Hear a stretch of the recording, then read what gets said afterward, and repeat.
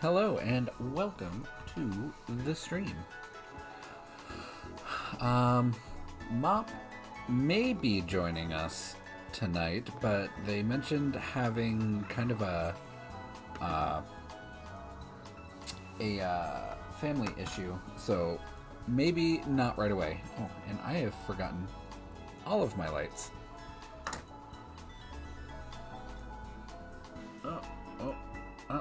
There we go.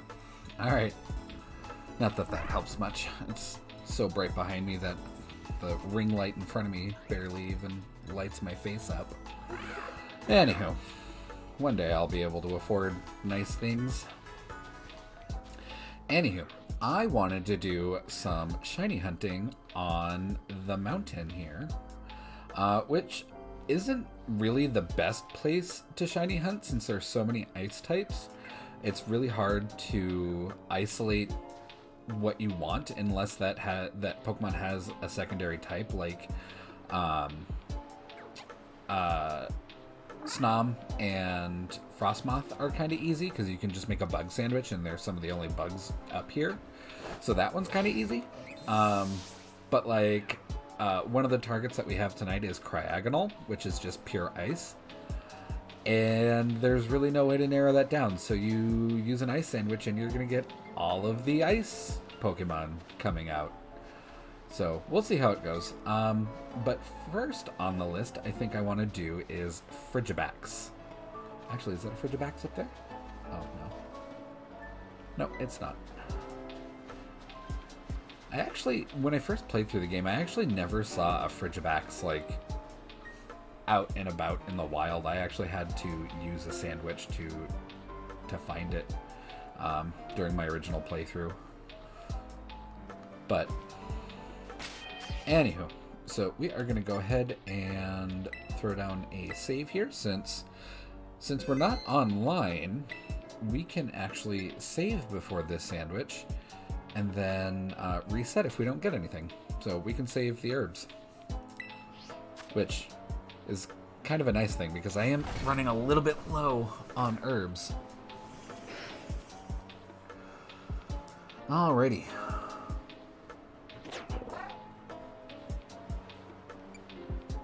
Let's go ahead. Dragon is avocado, if I remember correctly.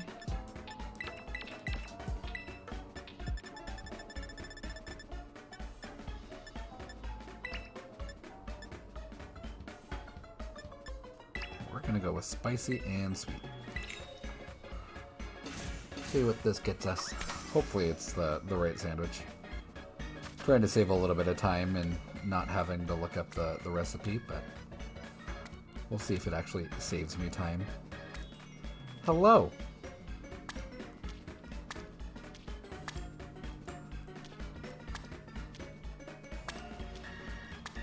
We are shiny hunting a baby ice dragon. And I've said in the past that I am no fan of its final evolution, Baxcalibur, which is still true, but my husband wanted me to build a team with Vaporeon on it, and I got to really thinking, and I was like, well, a rain team would just be too easy. I want to do something a little bit different, so I'm actually going to make a blizzard team for Vaporeon. So we'll see how that goes. And I figure if I'm doing a blizzard team, why not get Baxcalibur on the team?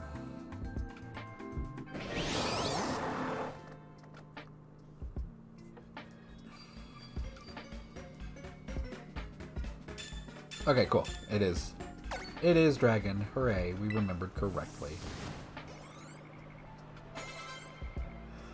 And this one is going to be kind of an awful hunt because it's really hard to tell if it's shiny. The really only way to tell is the little, like, teardrop fin thing on its hands is pink instead of yellow.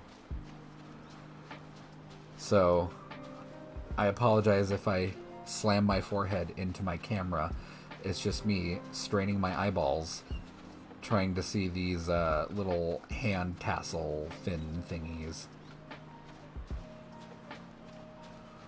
Its body is also a different color, but since I don't see this Pokemon very often, I don't think I'm going to be able to tell the difference at all. So, this will be a fun hunt. Oh god, especially if they're in bushes. I didn't even expect that to be an issue.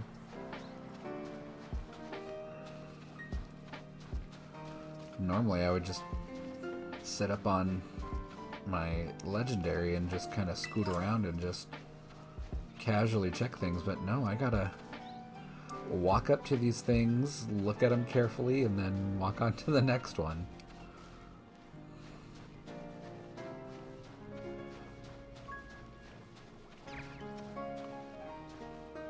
Okay.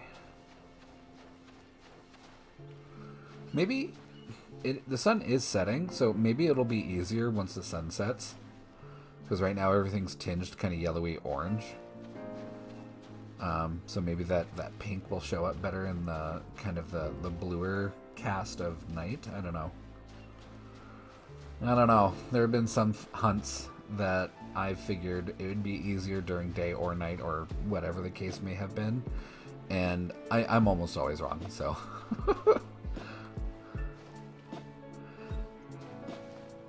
just for funsies earlier today.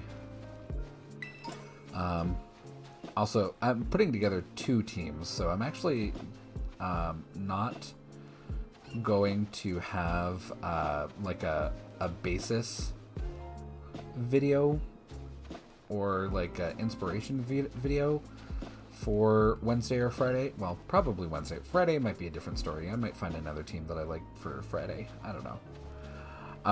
But for Wednesday for sure, I'm bringing 2 whole new original teams. And one of them I put together, I want to put together a Trick Room team. And I figured I would actually go IV hunt the Treasures of Ruin. The other day I went to go look for a 0 attack IV Chi-Yu, and I ended up getting it on the first capture, which was kind of crazy. And then I continued that luck, and I went and hunted Ting Lu for a Trick Room team earlier today, and I got it on like the 2nd or 3rd capture, so super duper quick. I was really expecting to have to like put in like a few hours of grinding to find a 0 speed IV, but nope. Got it real fast. Although that's kind of my luck though, is I will expect to spend a lot of time on like a certain project in Pokemon, and I'll allot the time for it. Like, this is probably going to take me like 2 or 3 hours if I really work on it. Okay, I'm going to sit down and make the time for it. Then I sit down and make the time, and it takes me like 10 minutes, and I'm just like, well, okay, guess I got a lot of free time.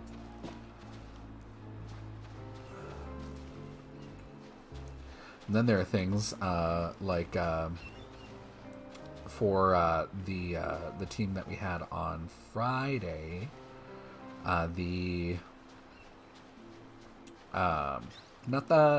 Azumarill Howl team, but the other team.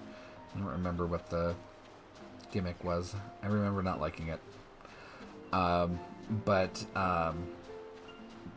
it had a Breloom on it, and I do have a shiny Breloom, but I use it for like catching things in conjunction with my Iron Valiant, my shiny Iron Valiant. So I have shinies to go catch shinies. So I have that one, and I really didn't want to play around with its EVs and set it up to be VGC ready and all this other stuff. So I was like, screw it, I'll just go find another shiny Shroomish. And I kind of figured that wouldn't take too awful long. Like I expected maybe like an hour or 2. No, it took me like 6 hours to find it. and so many sandwiches. Like, it got to the point where I was like, is this kind of like a Tatsugiri situation where the sparkling power doesn't necessarily quite work on it? It was really bizarre. So, oh, I think Mop just messaged us.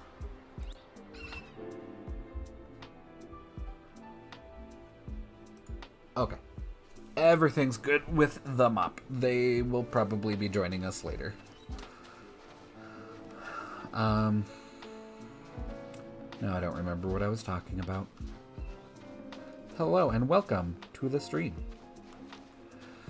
But yeah, it just feels like every time I think something is gonna be a short amount of time, it isn't, and if it's gonna take a long amount of time, it won't. And I wish I could harness that, like, I wish I could be like, this is gonna take a long time, and then it just doesn't out of spite. The universe is just like, haha, no.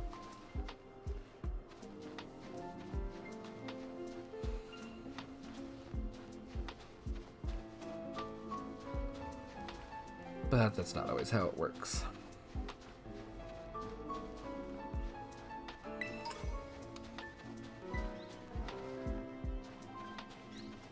And if we get super bored of snow and mountain, because I know a lot of people just recently, including us, just recently got rid of all their snow.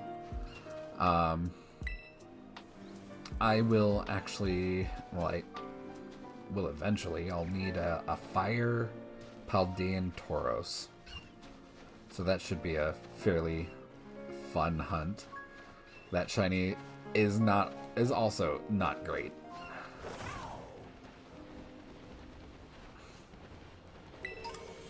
Like, I really wish they would have done something totally different. Like, it would have been cool if they had, like, even if they had kept them the exact same black coloration, but the fire became blue and the water became red.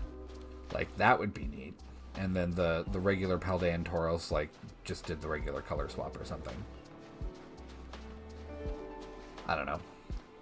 There are a lot of shinies this generation that I am really super disappointed in, and to be honest, Frigibax and Excalibur and this whole line is one of them. They could have done something so much better with it, and they were just like, no, we're just gonna make it a little bit paler, and his hands are pink, or his hand tassel claw things. I'm not even sure how you would describe them. Turn around. Okay, there we go.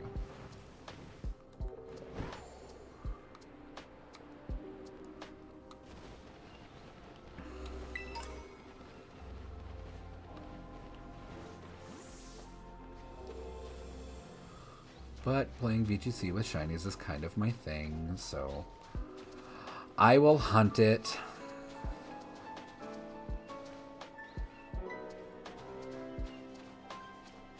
Okay.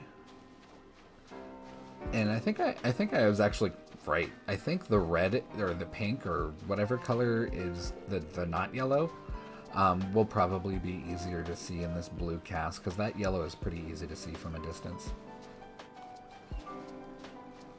Well, somewhat from a distance, if it's facing me.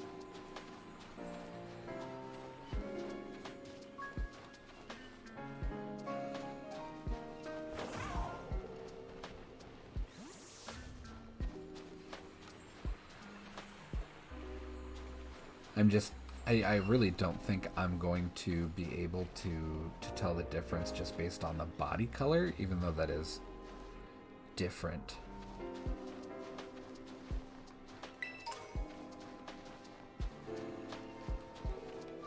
Just before this stream, I was just laying on the couch and had my glasses off, and then I put them on and I was just like, oh man, this sucks. My eyes hurt. And then I come and do this. My body's number one enemy is me.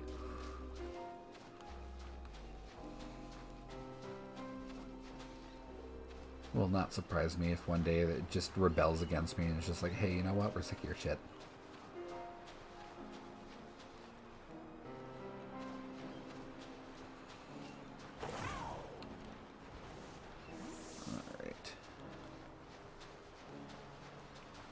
I wonder, is there a mark specific for snow? I know there is one for rain. I haven't looked at the mark chart in a long time. I know there's a ton of different marks for like basically every occasion in Pokemon. But I don't remember there being a snow one.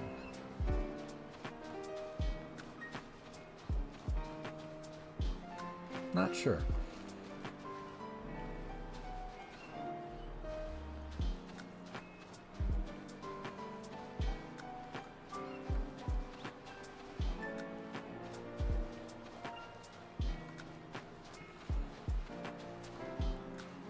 Starting to zone in a little bit on these things and just like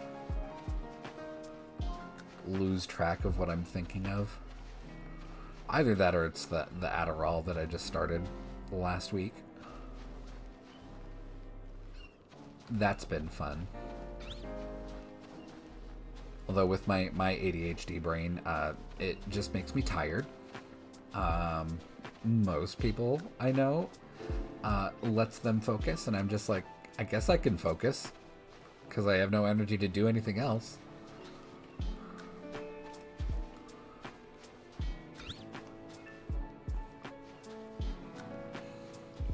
It's so weird how ADHD brains just process that medication so differently. That and caffeine. I will say though, on the new medication, my desire for caffeine is far less. So I am drinking a lot less garbage, more water, which I'm sure my kidneys are very thankful for.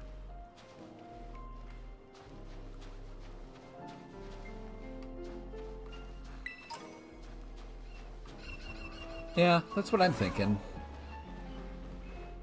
My doctor kind of was like, hey, we're going to try this for like 2 weeks. Tell me how it goes. So I was like, sure thing, doc.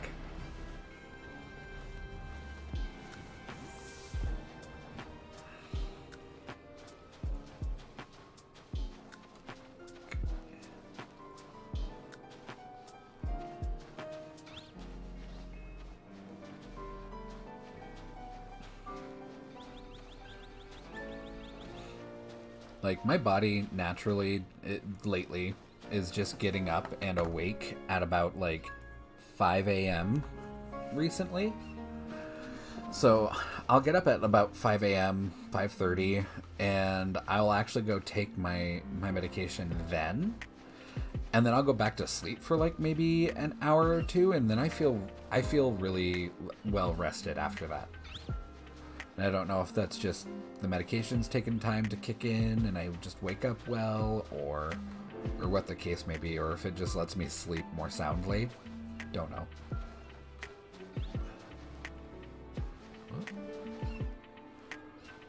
I saw that one and I was just like, oh, that looked a little different.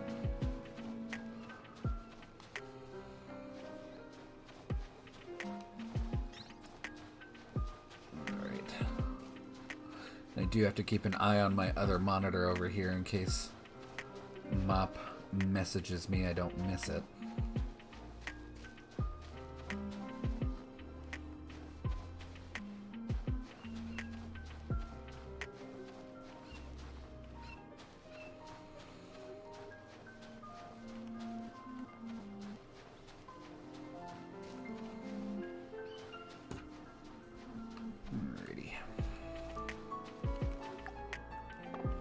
Oh wow, we're already 15 minutes in.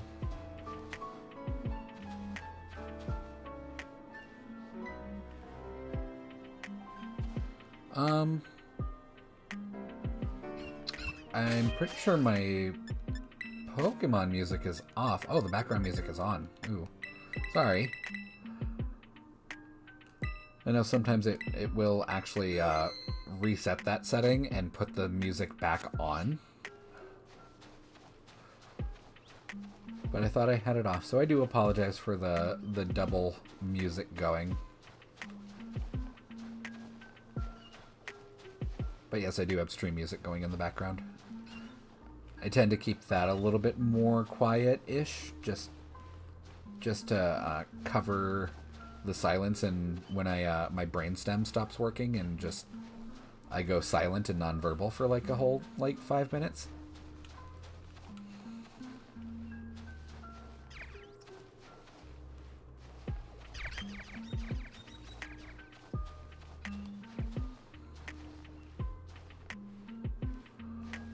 I think he just did the final battle against Gita. I think that's the battle song he did. I'm not sure of any other specific tracks that he did on this game.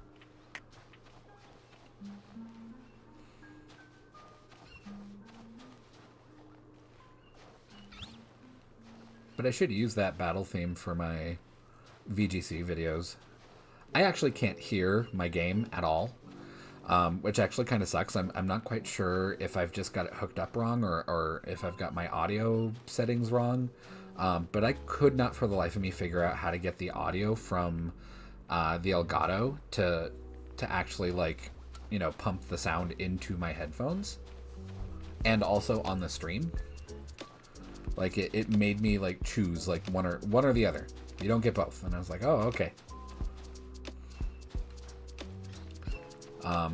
But that's also kind of one big reason why I've also not done any other content other than this, because the only other content that I would really want to do, Pokemon content anyway, is Legend Arceus. And in that, to really do anything shiny hunt wise, you kind of need sound so you can hear the sparkle animation. Otherwise, it's super duper easy to just keep walking by shinies. Well, I've probably walked by my fair share of shinies in this game, because there's no indication that a shiny has shown up.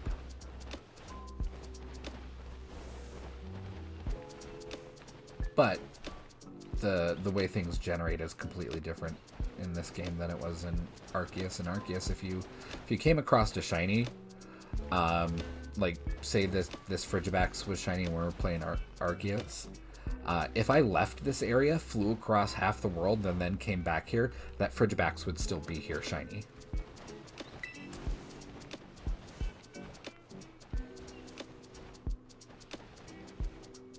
So, little bit different in how things generate. That was another one that looked a little bit different and had to be extra sure.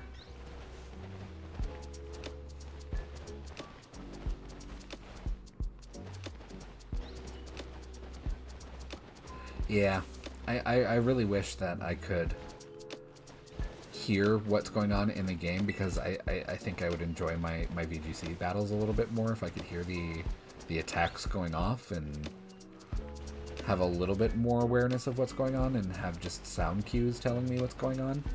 I think that's why I miss a lot of the finer details, like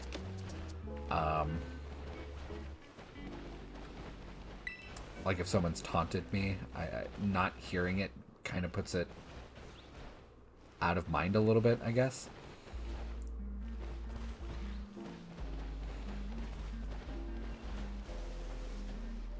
Or trying to make notes, mental notes. I don't actually take notes, which I should probably do, of enemy teams when they use their attacks, and keeping track of what attacks they're carrying and what they're not carrying, and so on and so forth. Those mental notes are easier to take if you know what to listen for.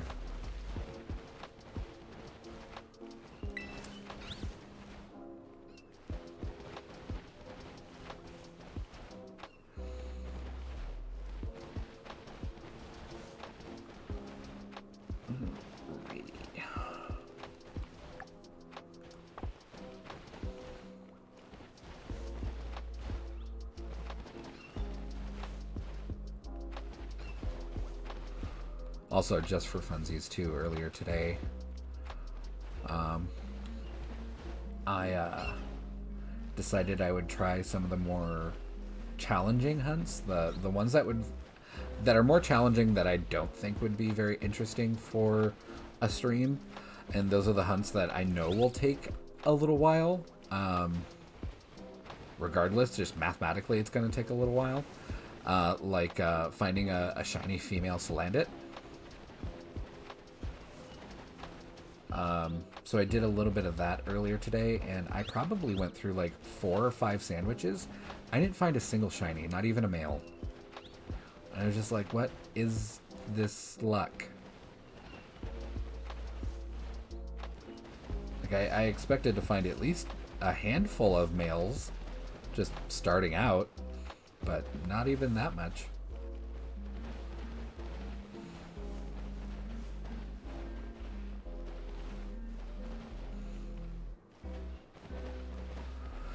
All right. Oh, nose is bothering me.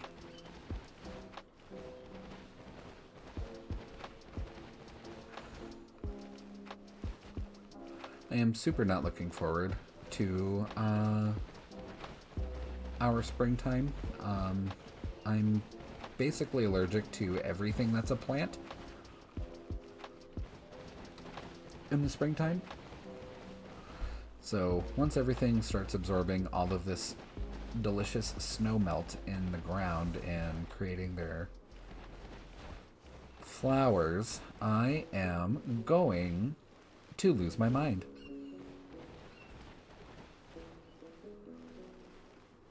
And every year it's bad to the point where I will sneeze for so long that my throat will actually become sore and I might actually start sneezing blood. So that's always fun.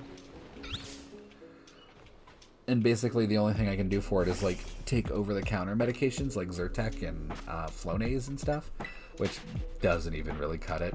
Like it might give me dry mouth, and that's about it.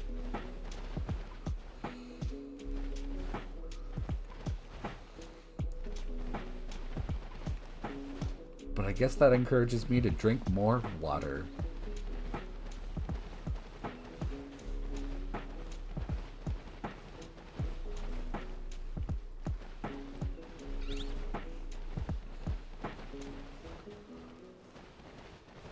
What I really ought to do is like move somewhere where plants bloom like once every 10 years, like Arizona or something. Southern California. New Mexico, somewhere around there.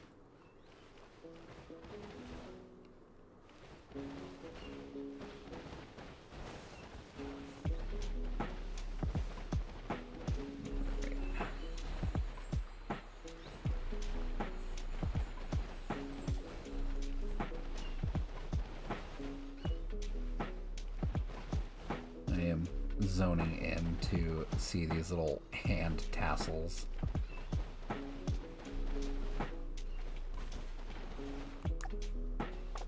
Got 6 minutes left. Ugh.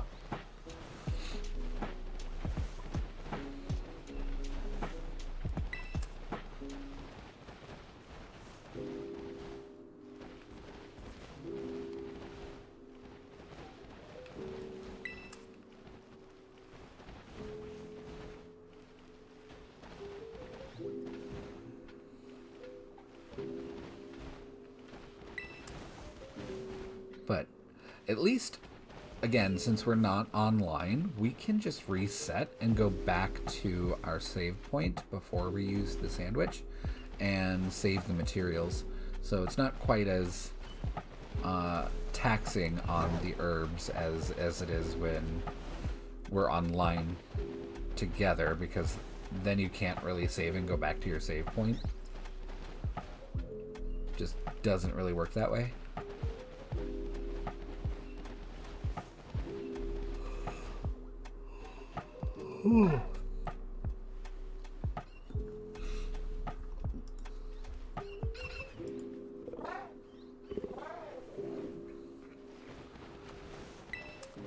Apparently, if you leave yourself muted and deafened in Discord, Discord says that you're inactive and just moves you to an AFK channel. I didn't know that.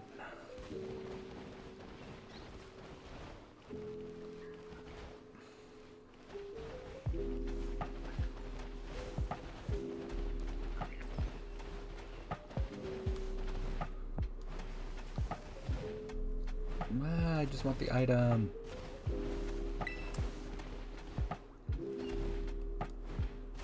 And a TM. What do we got? Hyper voice. Okay. I didn't collect a lot of items and TMs and stuff on my Scarlet playthrough. Because, to be honest, I really just bought Scarlet so that I could shiny hunt Scarlet exclusives. So I just wanted to get through the game as fast as humanly possible and get that shiny charm as fast as humanly possible. But weirdly, I actually paid more attention to the story this playthrough than I did on my Violet playthrough.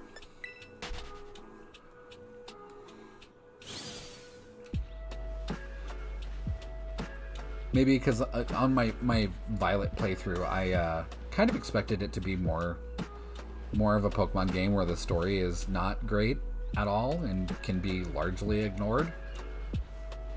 And it doesn't really diminish your experience of the game because the story was written in like 10 minutes and probably had enough storyboards to fill a single index card. But I really paid attention to it the second time around just because I thought this story was probably Pokemon's best storytelling. I really enjoyed the story in this game. It was very, very good.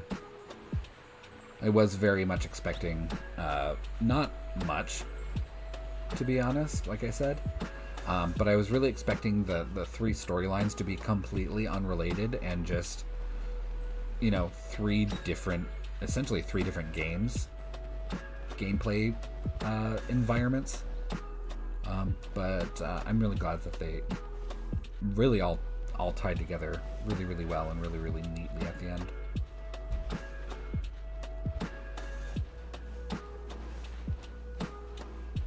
Okay, I feel like I've just gone in a circle there and just rechecking spawns that I had already checked. We only got about a minute and a half left.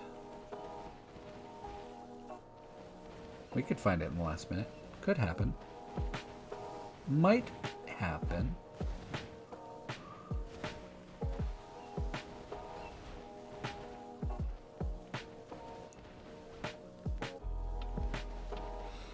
It was kind of funny when I was looking for the Salandit.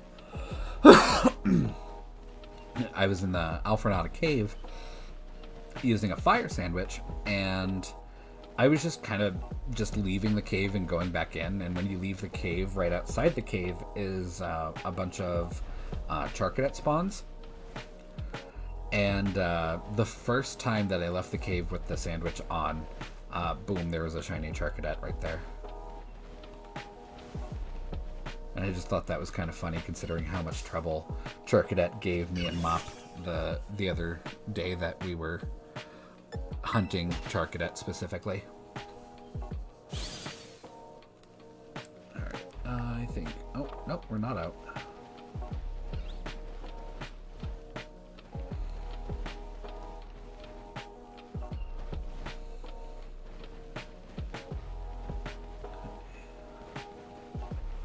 Well...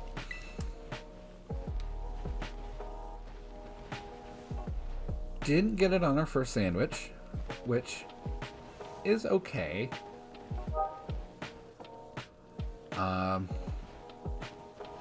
I do anticipate streaming for a little while tonight.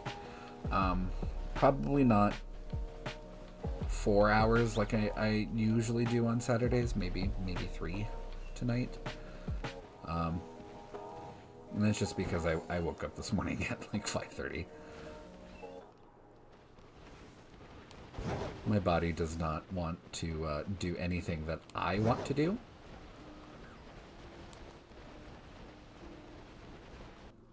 Okay. Oh.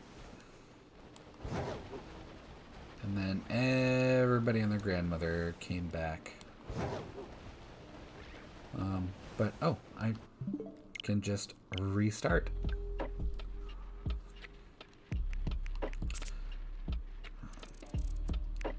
Yep, and there's the little Charcadet that I found while looking for Salandit. The first time that I exited the Alfrenata cave. Oh, that video is only 4 seconds. Must have been because I put the game to sleep and it doesn't break the record there. Alrighty.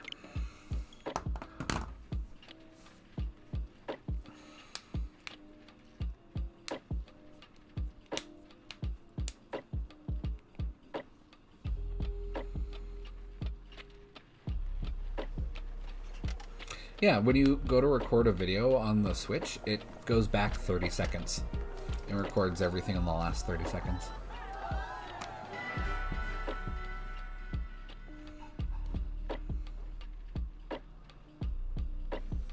Which is really, really cool, especially for like shiny hunters and Pokemon players, because you can actually get footage that led up to your encounter with a shiny Pokemon.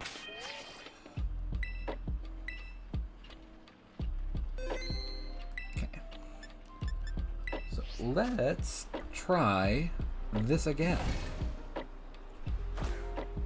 I remember when the Switch first came out and Scarlet and Violet, or not Scarlet and Violet, this is Scarlet and Violet, Sword and Shield came out for the Switch, and people weren't super familiar with the hardware quite yet, and they would see people's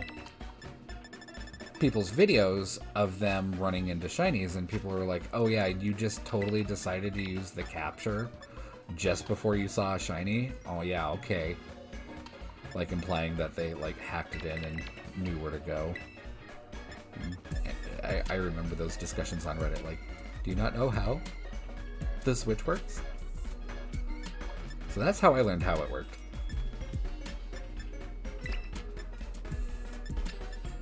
Okay, we're gonna do spicy and sweet again.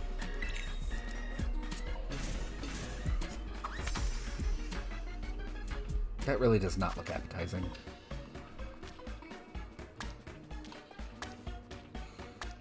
I mean, this sandwich doesn't sound super awful. Avocado, pickle, and cucumber. Like that's basically a weird sushi roll that you'd get at a Japanese restaurant. Although it is missing the cream cheese. I truly don't understand the obsession with putting cream cheese in with rice and savory things. Like, it's just weird to me.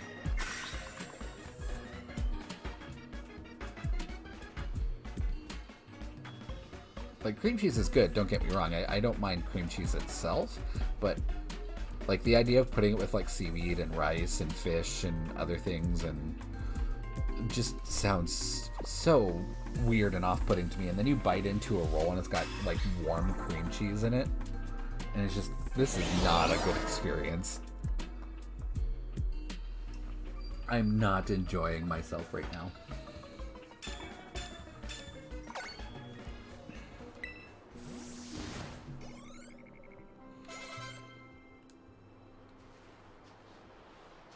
Alrighty, let's try this again, shall we? Although it's daytime, so it's going to be a little bit harder to see these hand tassels. Okay.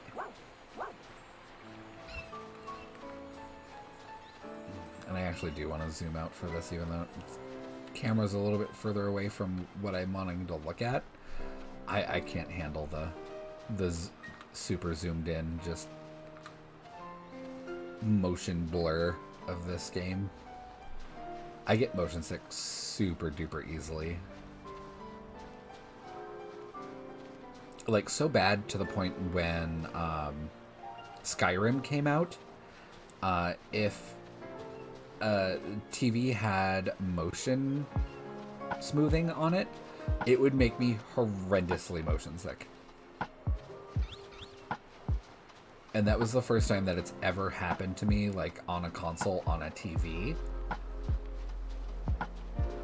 Like, I've gotten motion sick in, like, movies and stuff where, you know, of course the screen is huge, and if they've got really bad shaky camera syndrome, that'll make me motion sick. Or, like if you've ever been to, like, a 4D theater where the chairs move and, like, simulate like you're actually there. Those make me horrifically motion sick. I hate those things.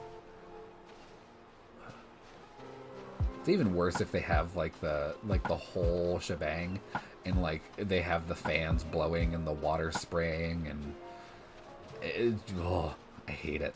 I hate it. I hate it. I hate it.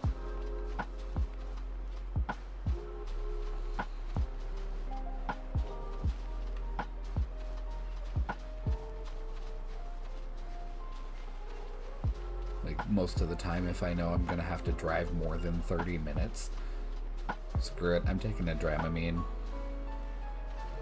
It's not so bad if I'm doing the driving, because then I can just like set my focus on something like ahead of me, and it's not so bad. But if I'm a passenger, especially in the back seat, I'm toast. I can't function. My brain just wants to slide out of my nostrils and not work.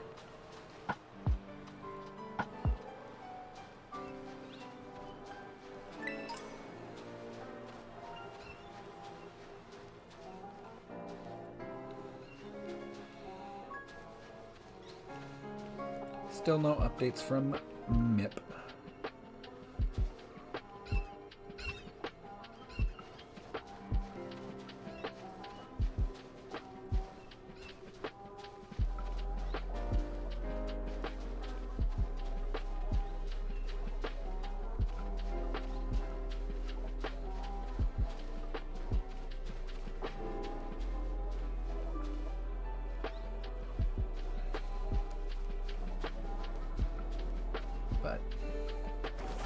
I guess they had a good excuse to tell me that they were gonna make it tonight and then didn't. So I'll let it slide this time.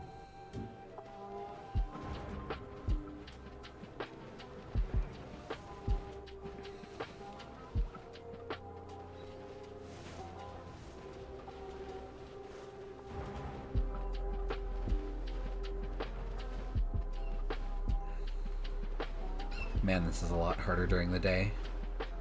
The brighter light washes out that yellow against the whitish blue. So it is actually a lot harder to see during the day than it is at night.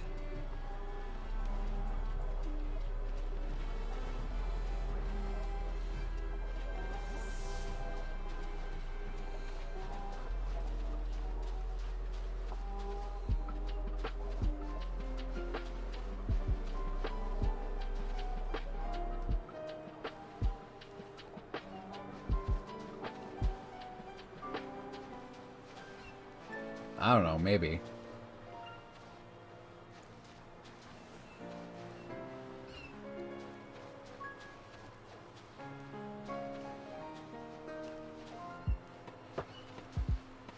Still gonna give him a hard time for it.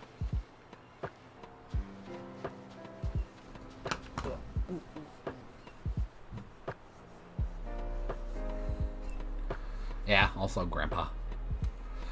Family things.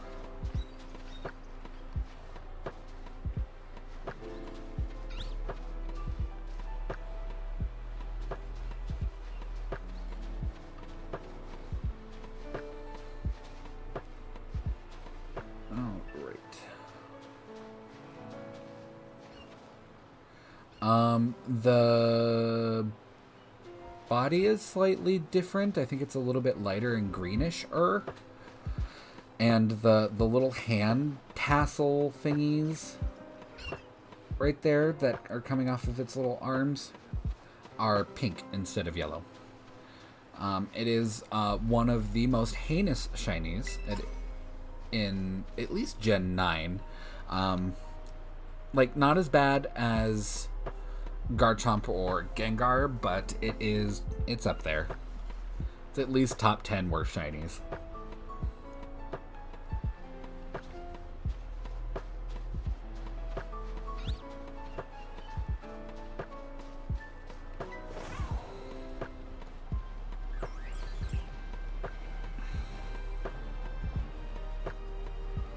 Keep looking at these things like, show me your hands!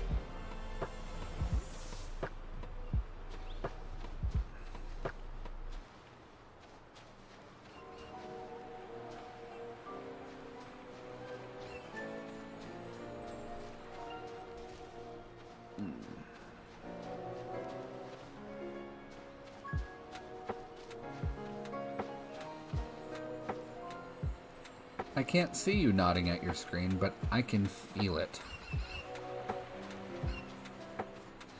Just like Tinkerbell can feel it when you clap. I can feel it when you nod.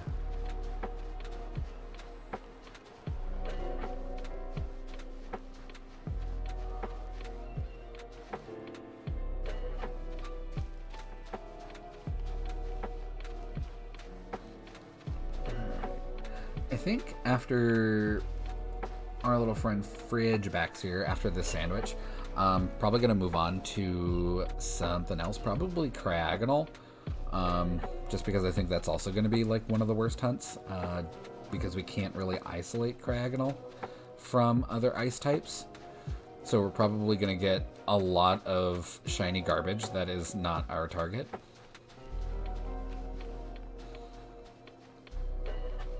Oh well, they're all going in the giveaway pile. One of these days when I actually have the will and the energy to stream on a Sunday night, I will do more giveaways.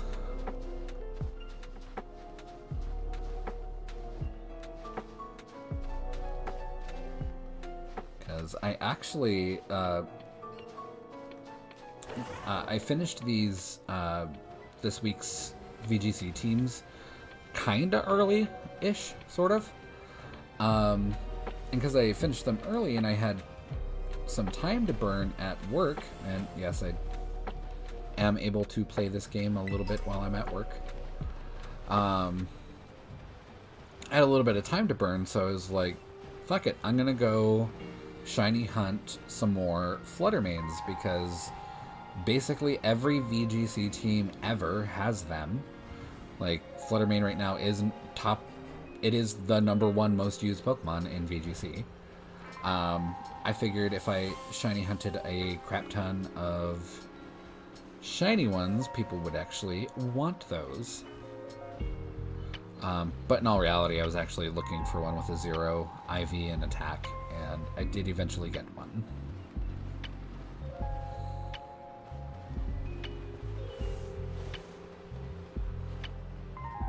Oh, that one looked a little bit different because it's in the shadow of that tree, but got a little excited. It wasn't for me, though.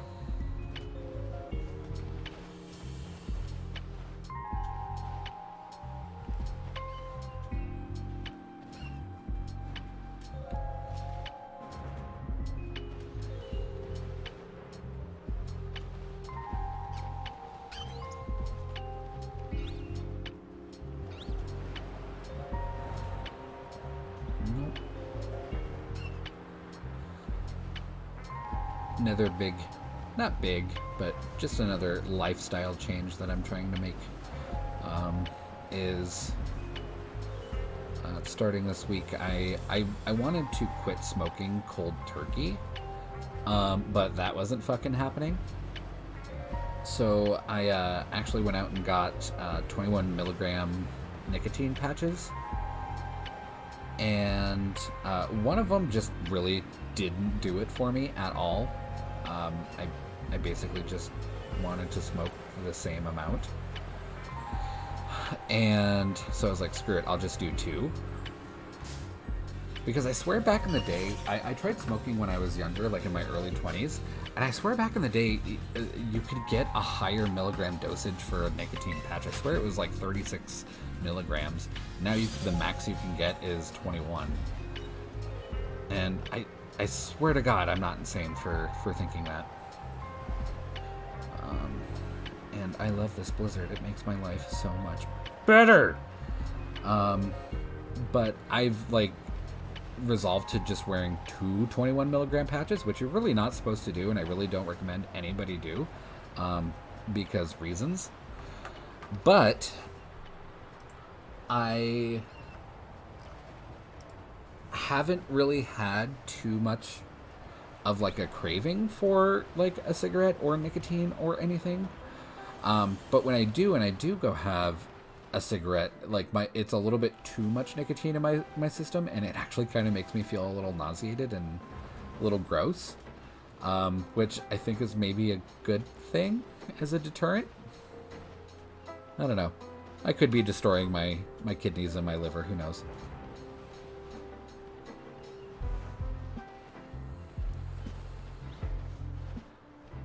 We will figure it out. With Winter Wonder.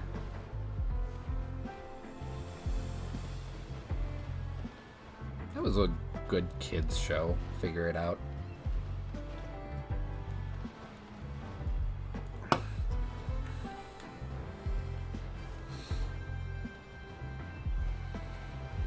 And especially the host. Her name was just perfect for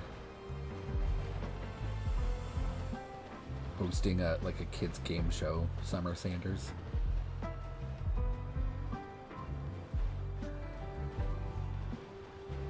I wonder what that lady is doing. I hope she's having a good day.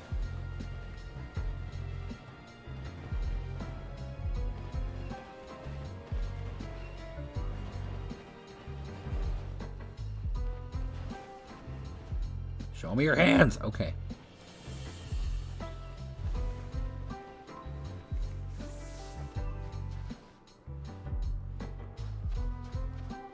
I know I already checked these. I just wanted to make sure nobody spawned in while I wasn't looking. But yeah, with the double dosing on the patches, I've gone down from smoking about maybe half a pack to a full pack a day to smoking like 5 a day.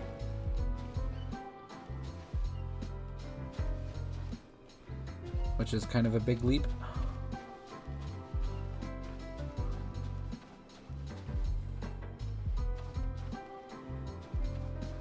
And over the last few days, too, I've noticed that when I do smoke a cigarette and it doesn't immediately make me, like, nauseated or feel kind of sick to my stomach, like, I don't want to finish smoking it. Like, I'll take a couple puffs and I'm like, that's good enough. And my body is just like, everything about this is a terrible experience and you just want to end it immediately. And I feel, like, compelled to just stop smoking the cigarette right then and there.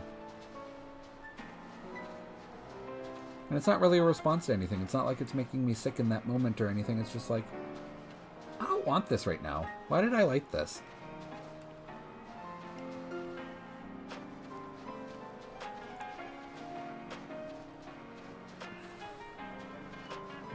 Okay. One of those moments where you look at a color and you're just like, that's a different color, and it's the color you saw the first time.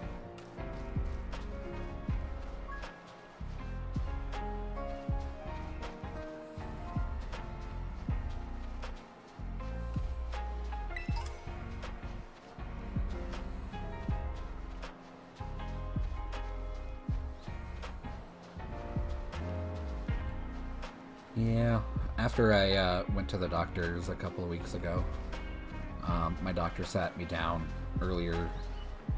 Was it earlier this week or was it earlier later last week? I don't remember.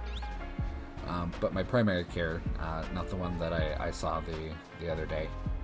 My primary care sat me down and she was like, "Hey, I went over your stuff and you gotta make some lifestyle changes. Like, this is not gonna go well for somebody that has this many concerns. Like, she wasn't like, my medical stuff isn't like indicating that I'm like ill or going to be ill very soon, but for a 33-year-old, it's not great. Like, I'm fat, I don't really move a whole lot, and I smoke. So my doctor was like, hey, look, listen, if you plan on sticking around for a while, maybe knock that shit off. And I was like, okay.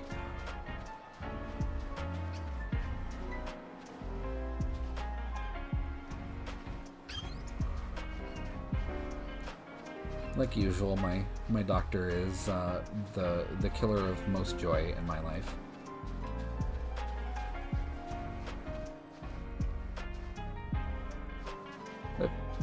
About 6-7 months ago, last summer, I got really super duper sick. Like, couldn't move, throwing up, high fever, couldn't eat for like 4 days, kind of sick. And a friend of mine gave me nausea medication that you can only get with a prescription, and I took that, and it made me feel so much better almost instantly. And I did mention it to my doctor, just, you know, because I'm not an idiot. Even though it wasn't prescribed, I'm gonna be upfront with her. And she was like, oh, don't take that. That's so bad for you. And I was just like, why do you hate when I'm happy?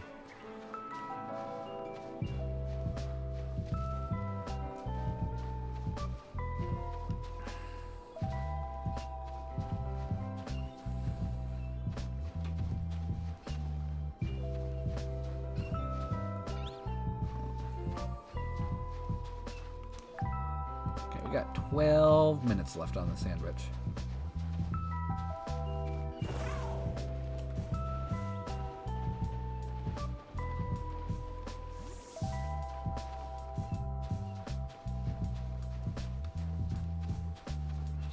Kind of crazy if you include the shiny hunting that I did just before. Well, not really just before this, but prior to this, I've probably gone through like maybe 6 or 7 sandwiches and not got a single shiny,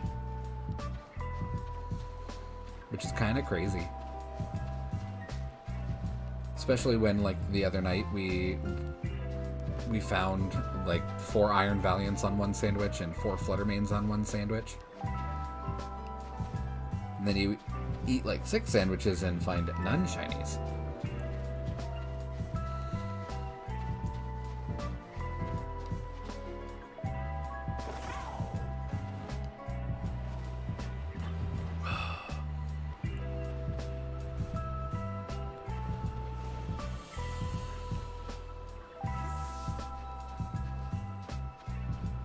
I ate kind of a big dinner, and just thinking about eating a sandwich, my stomach is just like, hey, can you not do that? I will protest. I made baked tilapia and roasted asparagus and stuffed mushroom caps. And it was very good. My husband challenged me to make a meal that had no carbs in it, which is technically impossible, but I think I did pretty good. We didn't have any starches.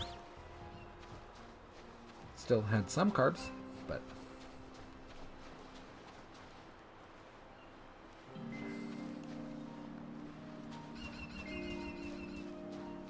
And while I was out at the grocery store earlier today too, because I needed to go pick up the mushrooms, I found plant-based burgers that I kind of want to try, like the Impossible Burger from Burger King. I don't mind that.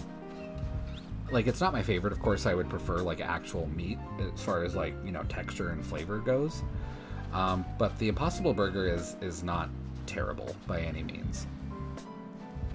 Texture-wise, it's actually pretty good.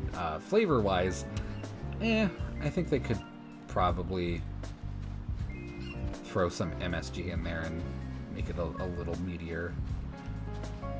Maybe some tomato based, or not tomato based, mushroom based MSG. Make it taste a little bit better.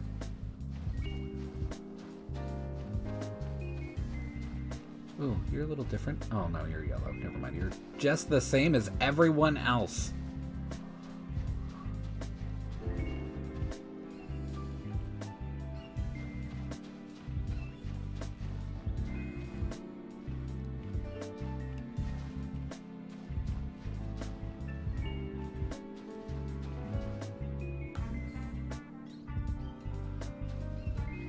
Phone is going off like crazy.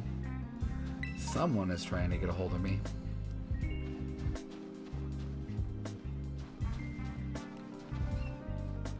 Let me check that real quick, actually.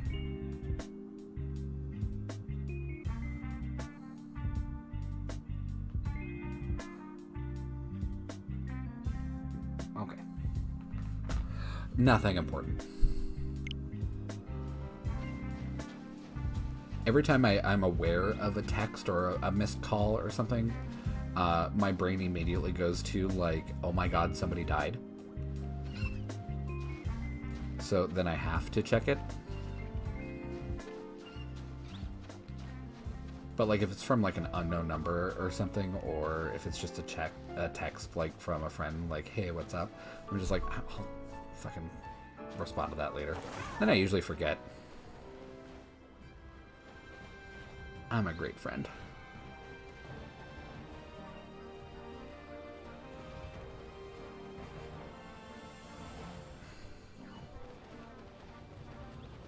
Oh, God. Now it's like super bright sunlight. This is so good for my eyeballs.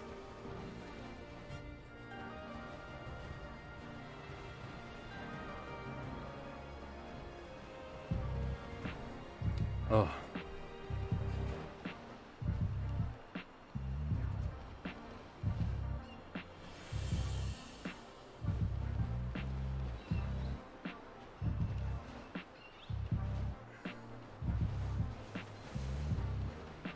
Yeah.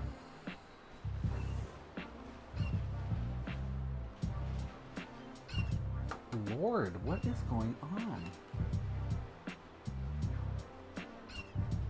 Oh, that was map.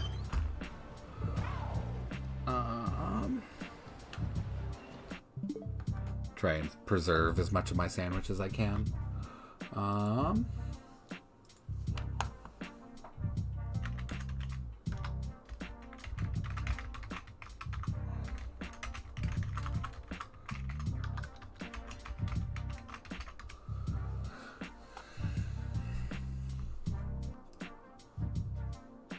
Okay.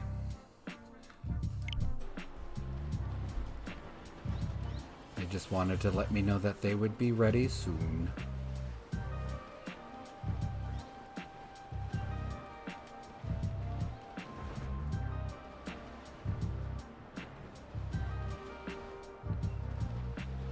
But now that mop is showing up, they can help me find a shiny snowflake,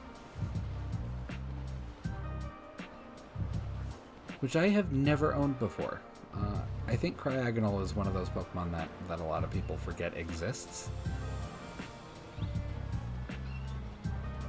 Just because it doesn't really excel at anything.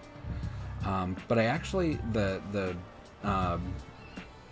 Vaporeon Blizzard Snow team that I built, I actually put a Cryogonal on it.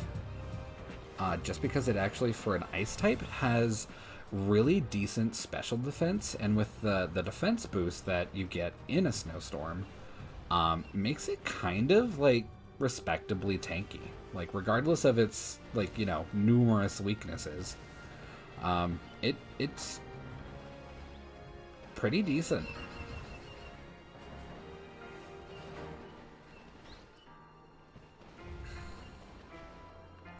How much longer do we have? We have 5 minutes left on the sandwich. Let's see if we can get a hold of the mop. Mop, are you alive? Yes. There they are. And boom, there they appear on the camera.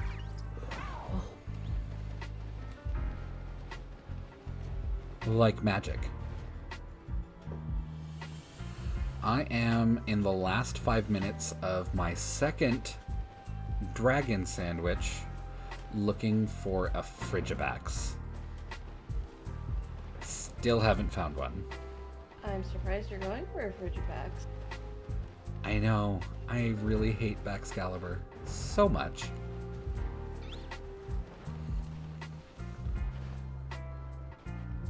Like I could write you the ways, I could list the ways. I could sing the ways, not very well. Of I can everything write you a that whole essay and a novel and everything. and everything. And I'll get that notarized even. And send it to Nintendo myself and be like, hey, undo this thing.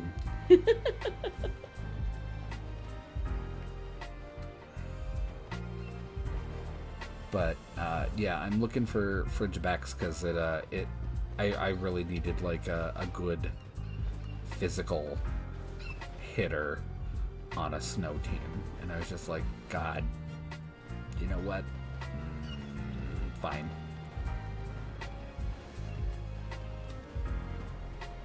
I thought about Chen Pao, but I needed something a little bit bulkier. I'd only sing if coerced paid or if it let me express my feelings of complete and utter disdain for the existence of Baxcalibur. I need to look up what a shiny Frigibax looks like. I know it's like body is a little bit greener-ishness. And its little hand flappy things are pink instead of yellow. Huh. So I've been driving around staring at blinding white snow, looking at yellow on white, looking for pink. My eyeballs hurt. So not only does this thing... Like, what have you been doing? disgust me, it has personally injured me.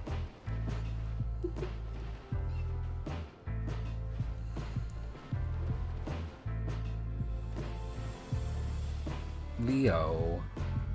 He jumped up on my desk and now he's sniffing around looking for attention, and he does that cat thing of like, if I move slowly enough, no one will notice I'm here.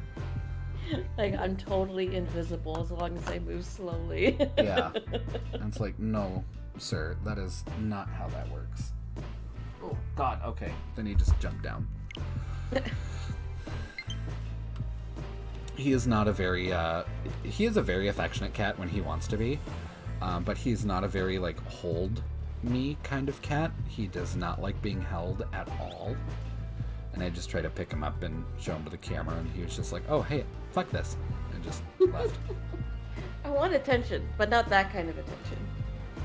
Yeah, but he's not like a lot of cats too either. When when you do something that a cat doesn't like you're probably gonna get hissed at or swatted at or something like that. Leo just like struggles to just escape. Just please let me out. Like turns into like noodle cat and just goes limp, and like if I make fighting back a pain in the ass, maybe they'll just put me back down, and usually we do.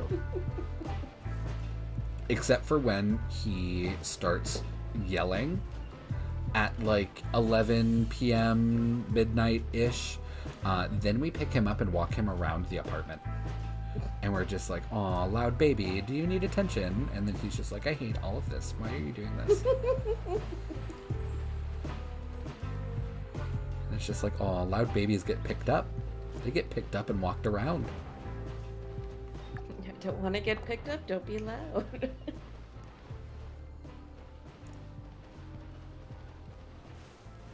And we have tried everything else to get him to shut up at, like, inopportune times, like ignoring him and, you know, everything that we can think of, everything that we found on YouTube, everything our vet has said, and he doesn't care. He's just, it's 11 o'clock, I'm gonna scream. Let me scream.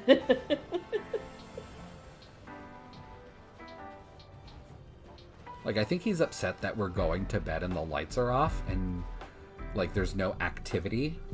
Because he's used to, like, TVs being on and someone in the kitchen and, you know, somebody doing something in the apartment. And I think when all of that goes away, he's just like, are you dead? Are you dying? Are you fine? Are you sick? And I think he just has, like, a hard time, like, reconciling, like, no, people just go to sleep when it's dark, not whenever the fuck they want, Leo. But dark time is when one should be awake. What are you talking about? This is when I scream. Alright. We are gonna do the I should connect to the internet. We'll do the I always want to call it Pal Park, and I know that's not a thing, and it's not been a thing since Generation 4, and it's now Generation 9. What is it called? God damn it. Union Circle. Union Jesus. Circle? I wish they wouldn't, like, come up with completely random ass names every single generation for, like, the same exact goddamn thing. Yeah, Union Circle just sounds weird. Like, just say co-op, like, or multiplayer. Yeah, something. Anyway. Like, they're not sandwich powers, they're O powers. Which even at the time didn't make any fucking sense. But I'm gonna take a quick break. We'll get connected in a moment.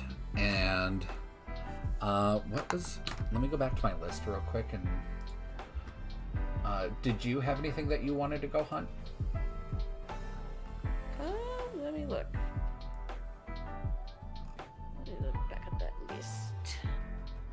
And actually, the shiny Zero IV, like, challenge mode list that I sent you of, like, finding a Zero IV Torkoal,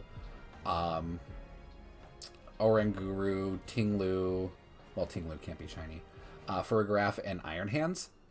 I actually looked at the ones that I already have, because I already have those just on hand. I looked at them, and the only one that doesn't have, like, a 0 or a 1 in speed is my Farigiraf that has, like, maybe, like, a 6 or a 5. And I was just like, oh, damn, okay. Well, that's good enough. I'm not shiny hunting that. I'm just calling that good. Like, never mind. Why do you keep picking ones that are super difficult to find? Because I'm a jerk. Because I like Frostlass, extremely difficult to find.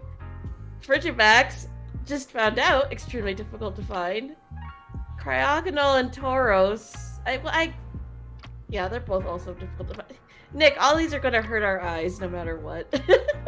Yeah, well, Cryogonal won't, really, because Cryogonal's really easy to see. It's dark blue with orange eyes and mustache thing. It's just separating it out from all the other ice types is going to be difficult, and probably going to get shiny ice types that are not Cryogonal. At least with, like, Frostlass, we can make a ghost sandwich, and with Frigibax, we can make a dragon sandwich, and yeah. So. I mean, I'm not picky with any of those, so, like, whichever. If we're going for anything but Cryogonal, I'll probably just do what I was doing with the, what do you call it? Chart Cadets, where I just have my Pokemon do all the fighting and look until they stop. Okay. 'Cause that saves my eyesight at least a little bit. Yeah. Yeah, Frostlass is still going to be hard to, like, visually identify, because really the only good way to tell if it's shiny from a distance is that its obi belt is orange instead of red, which in a bright white background, good luck. Yeah. Is that orange or is that red? I don't know. It's 100 meters away. Who knows? Okay, anyway. I will BRB. I will see you in a minute, Mop, and we'll get connected. Okay.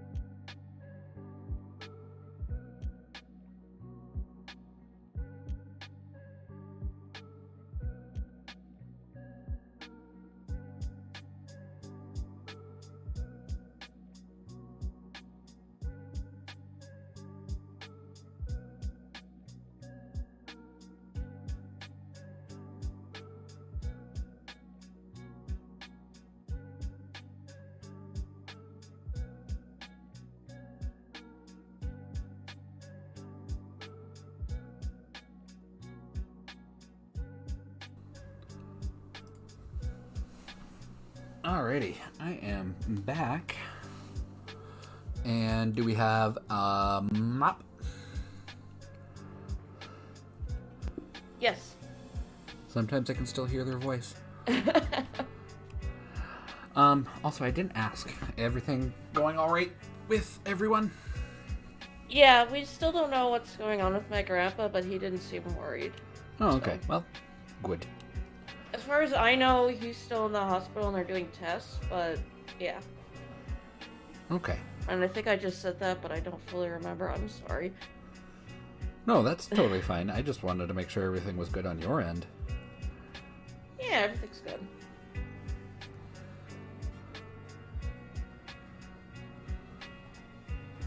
Okay, let me start stream up. Well, the Discord stream anyway.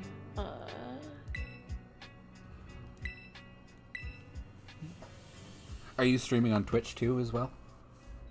I was thinking about it. Okay. Should I do that? If you want to. Let me... And go ahead and send me your code on Discord when you're ready to host.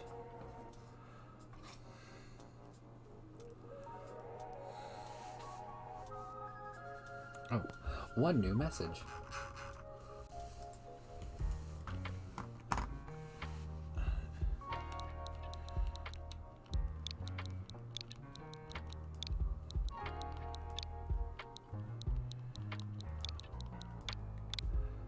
There we go.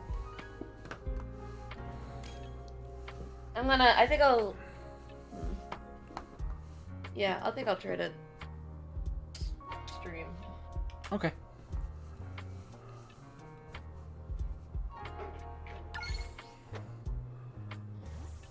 And now we get to play the game of what Pokemon Center are we going to end up at?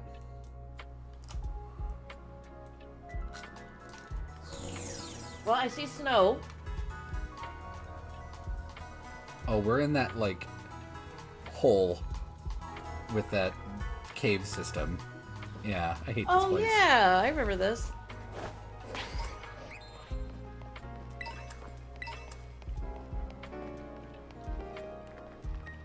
Gallade, what are you doing? Gallade, it's a box canyon. You can't just run at the wall. Gallade, why? Yes, you can. Don't tell me what to do. Oh, there's a lot of dropped items here. Okay, so... Oh, it's a Frigibax. I was just... When I first started the stream, I was just saying that I've actually never seen a Frigibax just out and about. I've always had to, like, use a sandwich to find one. Oh, weird, because I've always seen... It's like the only place I've seen them spawn naturally is here. Huh. I want to take a look at your outbreaks and see if there's anything fun or interesting. No, your outbreaks are butt. Yeah, that makes sense. Alright, so... Let's go after... I forgot to change my Twitch thing. It still says I'm playing WoW. I will do that while you select a Poké Center to go to. Okay, I'm going to Glacedo, the ice gym town.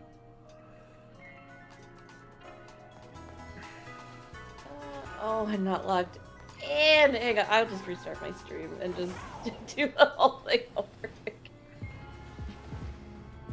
Wait, no. Oh, no. Okay, never mind. I don't want to have to log into Twitch right now. Then don't. Okay, so... Where can we put a picnic table on this stupid mountain? So wait, Glaciado Gym or Montenerva? Or... Glaciado. Well, there's Glaciado Mountain and then the gym. The gym. Oh hey, Cragonal. It's not shiny. I think we should be good to make a... Let me see. Can I make a picnic here?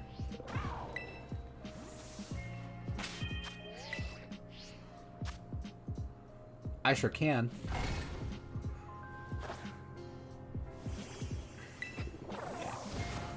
Actually, I do have to look up how to make an ice sandwich. That I don't have committed to memory. Cloth sticks. Okay. Cloth sticks? Cloth sticks. Do you have any of those? I don't know if I do. You said that, and my brain was like, wait, I thought I wasn't playing WoW. That sounds like a WoW, like, food item. I think you can only... I think cloth sticks and one other ingredient you can only get from a store in the main city. God, I can't remember its name. Let me look it up. Where do...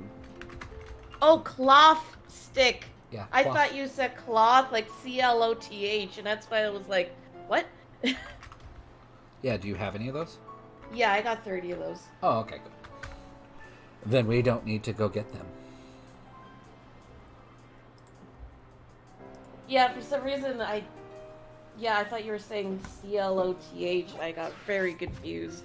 I'm like, this is Pokemon. Why would you put cloth, like just regular old cloth in there? For funsies. Alright, I am just due east of the town. Come over to me and we'll get the sandwich rolling. Did you put that destination? No. Can I put destinations that you can see? There was a destination there. Oh, It well. worked out. Okay.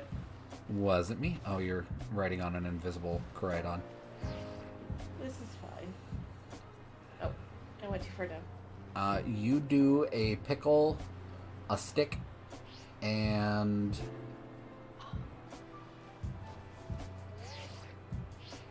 an herb of your choice.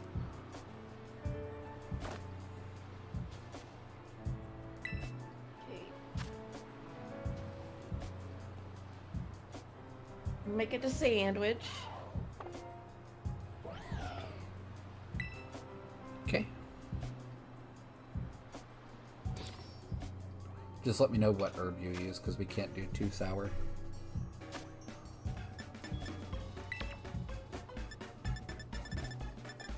Okay, so Pickle, stick, herb. pickle.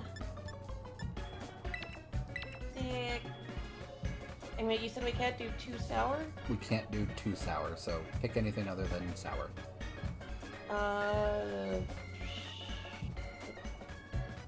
Let's do salty.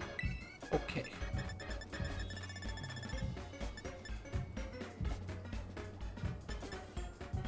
I'm gonna That'll pick be sweet. good. It's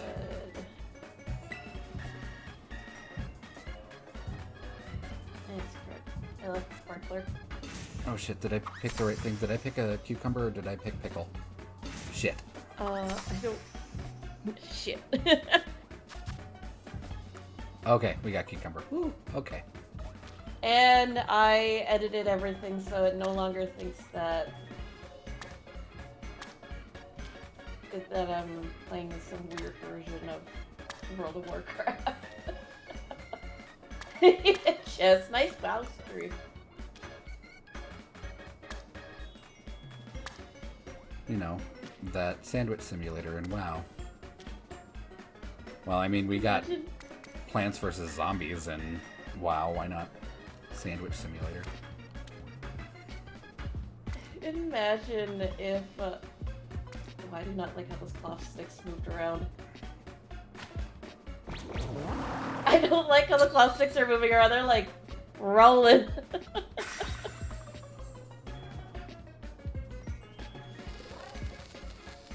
It's sparkly. Sparkle. Okay, now that I changed that, I can close out of Twitch.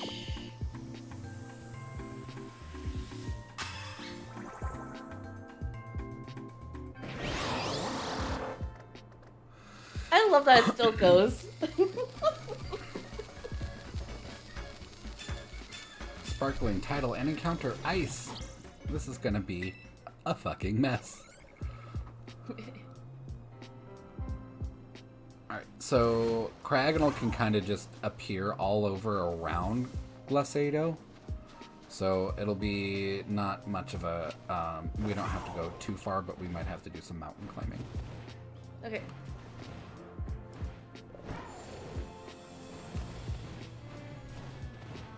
And you could even tell that it's shiny from the back. It'll be like dark blue, and the little mustache beads coming off of its face are orange.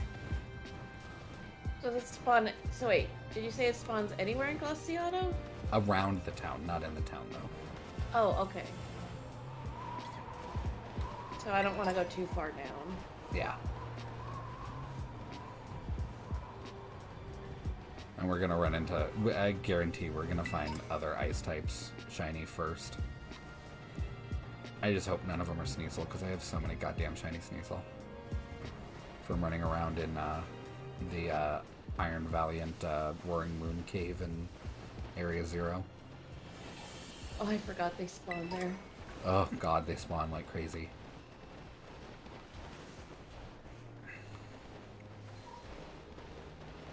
Yeah. No, yeah, I'm playing WoW. I'm just on my mount. My 100 gold mount.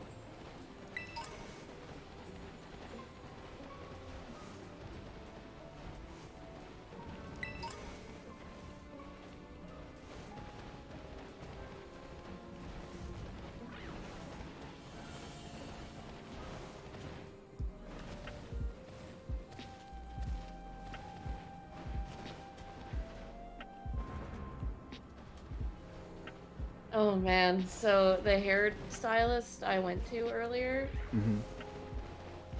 she's literally just the Canadian version of Carly. Good. So like right off the bat when I was making the appointment, you know, she's asking me, you know, like, you know, we're trying to figure out like when. And then she also asked me for my pronouns, and I was like, like, it was something so small, but like, this already gives me hope that this will be a good time. And, you know, so I get there and we're talking, and she's like, so what do you do? And I said, oh, I live a very boring life. I just draw and play video games.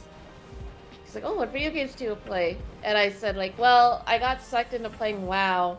And she's like, oh, I love WoW. Oh my god. And then she's like, what's your favorite race? Tauren. I love Tauren. I love me some cow people. Yeah, she's like, I just like that they're like, you know, like these bigger characters because I'm big. Like, this is her words, not mine. And like, she just was like, I love this. And like, when she found out like druids, like, oh, they could be like cats or whatever, she's like, I need to play a druid. I need to play a druid. Yeah. It sucks that cat form, though, is, like, the hardest thing to play. Yeah. Because they're like, how can we make this like rogues with poisons? We know, bleeds that you have to apply separately. Brilliant. Let's give cat druids like 500 buttons to press. That's not going to be difficult at all. This is fine. Don't worry about it. And like 3 dots that they have to micromanage on top of combo points and on top of this crap, and it's just, why do you hate cats?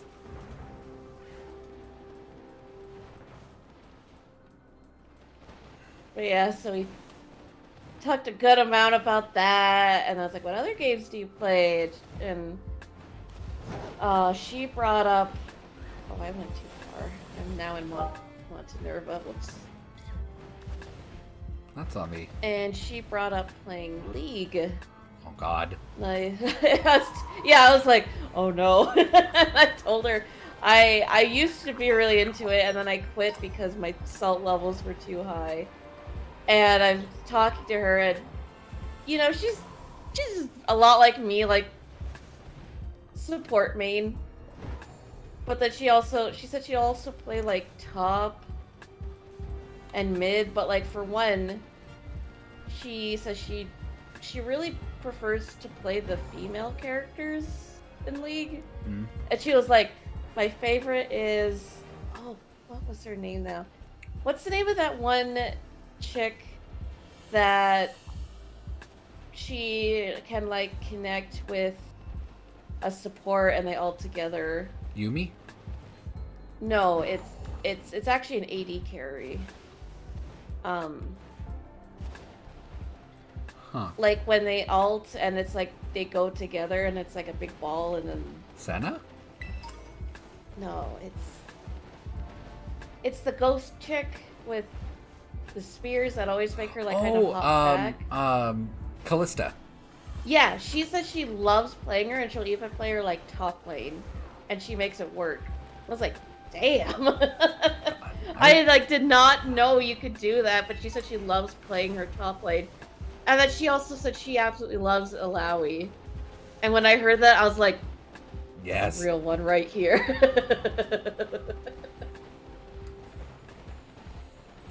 I haven't really kept up like at all with like new champs or anything like that.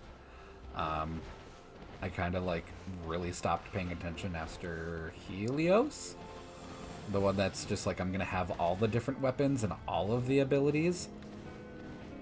Like he has like what 4 or 5 different weapons, and then his entire action bar changes, spell bar changes based on his weapon. Yeah, so he that basically guy has 20 abilities, and it's like that's stupid. Yeah, no, I told her, like, I have not played League in years, but, like, almost everyone she was talking about champ-wise was, like, champs I knew. So for the most part, I didn't have any real issues with that. Like, in terms of, like, oh yeah, I know what you're talking about and whatnot. Mm. Oh yeah. If they made a League Classic, I would do that. I'd play that. I would play Tarek and just point click stun everyone. But yeah, it's just like the way we were both talking, we were just it was like if I was talking to like you or Jess. Like we just immediately had that kind of connection. It was like, yep, she's a good one.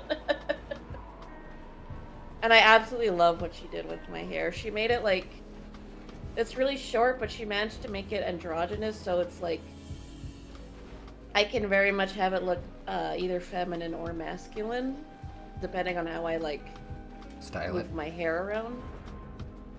Yeah.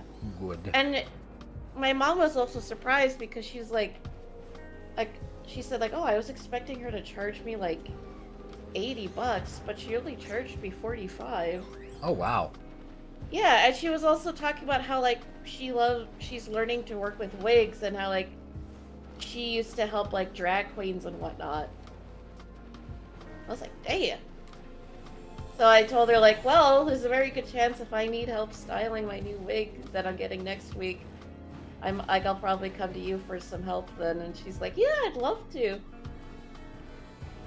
Good. And she's just very good lady. You need to give her your Twitch.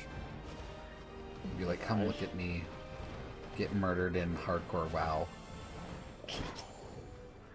So far, it's only happened once in our trio. So not too bad, but it was still bullshit how it happened. Who got murdered? Okay, do you remember the Alliance Elite patrol at the very south of the Barrens? Yes.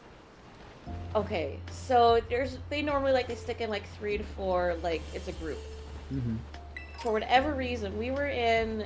It was either by Wailing Caverns or the Lush Oasis. We were in one of those areas, and we were dealing with centaurs.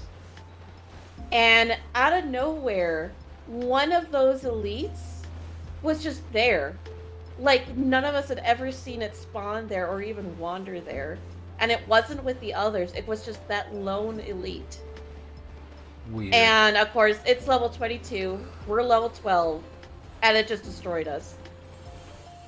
I wonder, like, if it was chasing somebody else down, and it, like, leashed back and, like, teleported back to the middle of nowhere?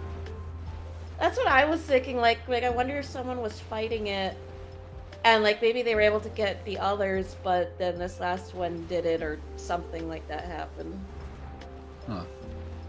I don't know. It was so weird because again, like none of us had ever seen it spawn that far from its usual spot. But yeah, it just destroyed us. It's like, damn. All right. No mercy. Couldn't even really fight back.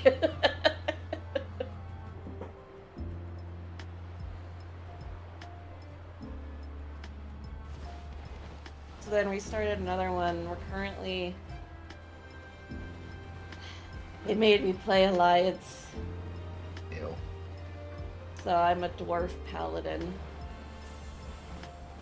They went, both Shaw and Seth, which is like this friend that he found on a hardcore Discord, who's also a really cool guy. They both went human, and I wanted to be a little different, because that's just how I am. Dwarf. Yes, I'm a dwarf. I was like, I will play anything except Night Elf or Gnome. Well, that limits your choices to human or dwarf.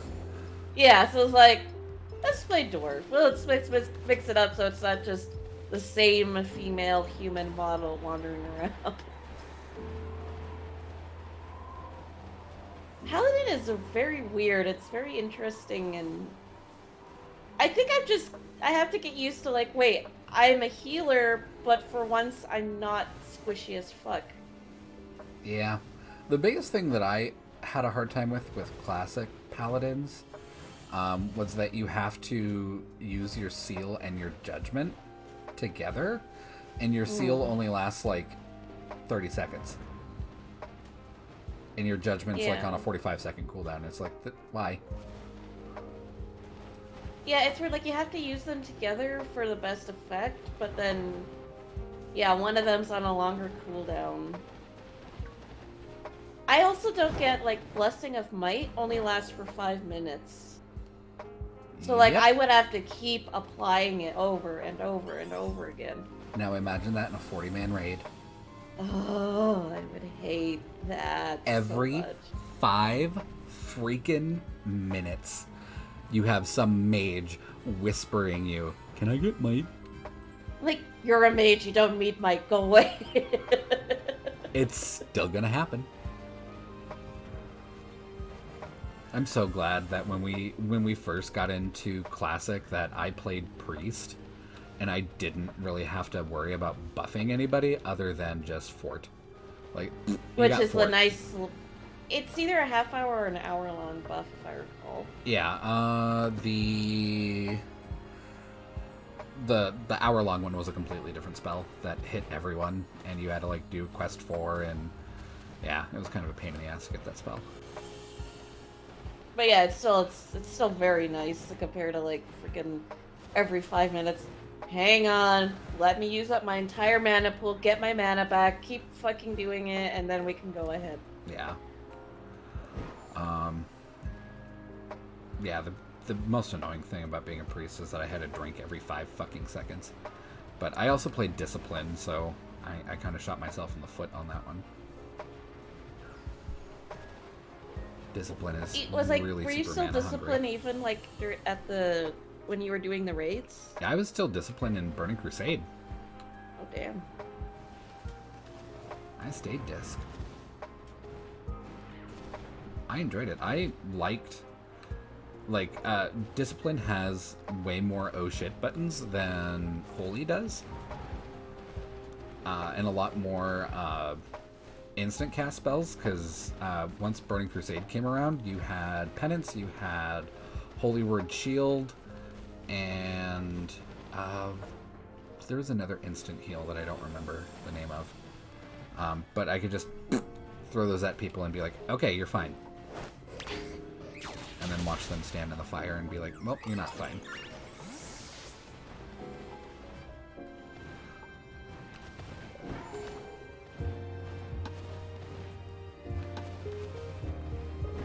And then when Wrath came out, then I actually switched to Holy, because Disc in Wrath was not easy to play, and they really nerfed the crap out of penance. Oh, that sucks. Yeah.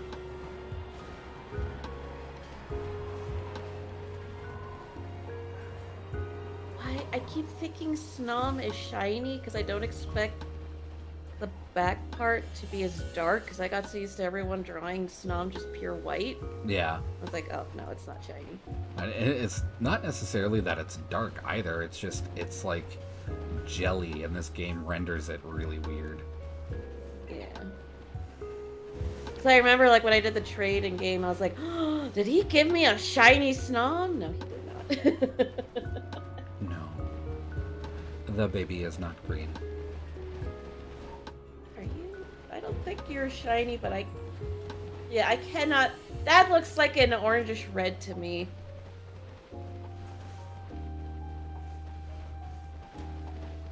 A Cryogonal? No, I ran into a Frostlass. Oh. And I was like, I can't tell what color your belt is. Ma'am, what color belt are you wearing? Can't you tell? Like, no, I can't. I'm sorry. I'm blind. Oh. On my break, I ran outside and had a cigarette, and my stomach still is queasy about it. Oh, I'm sorry. Like, queasy from the smoke break? Yeah. I don't think you were here for it. I was saying on stream when I was alone and abandoned and forlorn. I'm so sorry. That I have significantly reduced my amount that I smoke in effort to quit smoking. Mm-hmm. And I'm wearing two 21 milligram nicotine patches, which is super not recommended. And I have enough nicotine in my system that smoking one cigarette just makes me violently nauseous. Oh, jeez.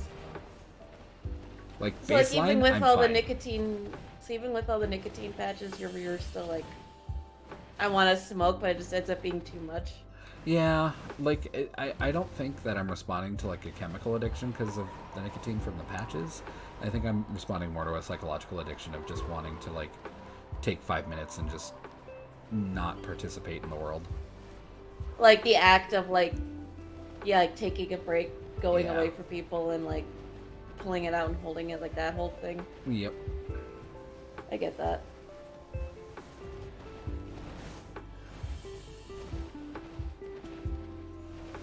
And that's probably going to be, like, the hardest part of the addiction to break. When I was in my early 20s, I did quit for a few months.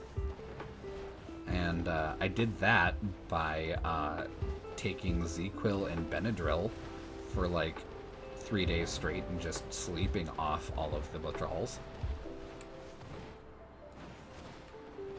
It worked. No, you can't really do that. Yeah, I'm pretty sure if I took Benadryl, like a large amount of Benadryl, my body would be like, haha, child's play. You fool. You think this is enough? To take me down? I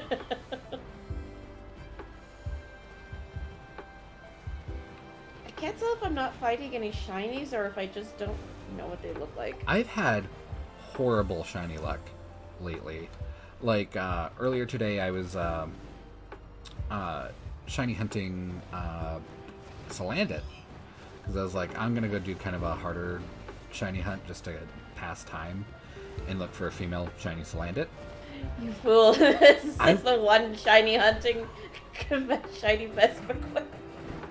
I've gone through like 5 or 6 sandwiches for that hunt, and I haven't found a single shiny. Not even a shiny male. Oh, damn. And it's just like, am I doing this right? Like, is this another +1 error like Tatsugiri where the sandwich doesn't help with the shiny odds? Just the spawn odds?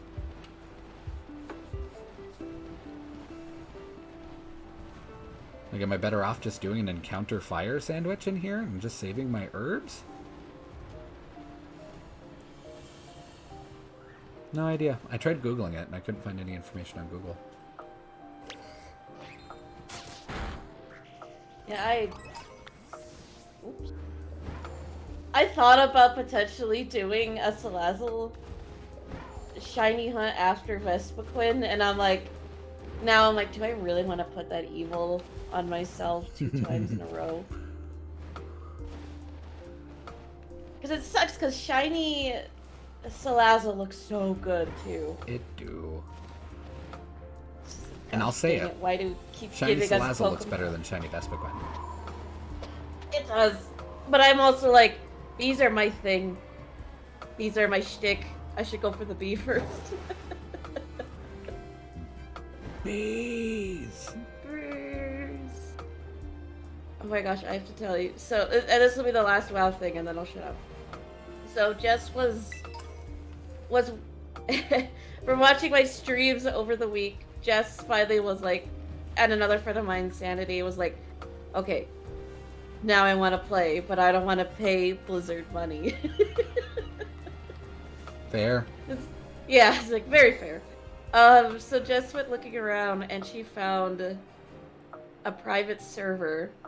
Because you can't do quads in hardcore, which I don't know why. I feel like that's a really dumb restriction. But whatever. So I'm like, just have it in its own category if people think that would be easier than duos or trios or whatever. But anyway. So she found this private server where it's hardcore already just like in it, so when you die it auto deletes your character. Huh.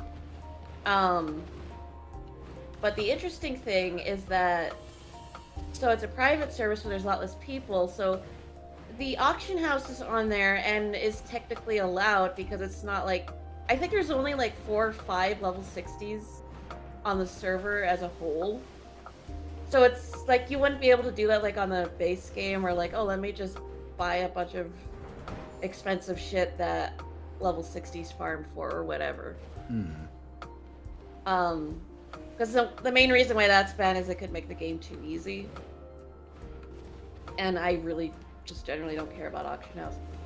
But yeah, so the version of WoW that they were using was 1.12. So it was like super fucking early. Like the UI was so different from Classic already. I thought the Classic started on 1.12. Oh, it may have been a slightly different one than the version I'm thinking of. But like, it was like we had to put in all these other settings that is normally just there already in Classic. And because there was a lot less people, like, quests wouldn't show up, you had to auto-track it. I think Classic was like that at the beginning. But the funny thing was there were people advertising in general chat,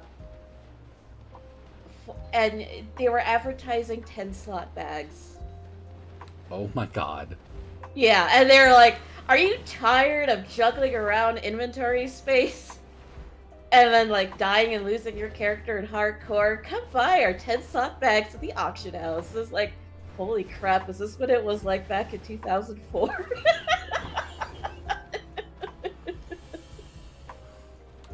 Hey kid, you want a 10-slot bag? God. Meanwhile, in retail WoW, in Dragonflight, people are just buying 36 slot bags like, I'll give you $1.50 for it.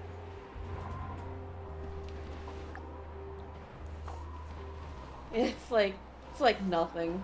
It's just like, oh, I can easily make that in like 5 seconds or like a minute. In Classic, it's like, I have 5 silver, I'm fucking rich.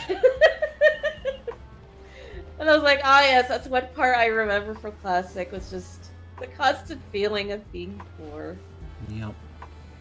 But in a way that kind of made everything feel more nice, because, like, you really work for it. Yeah. Well, I didn't have a really good time, like, money-wise in Classic. I was the only one in the guild that did not have an epic mount.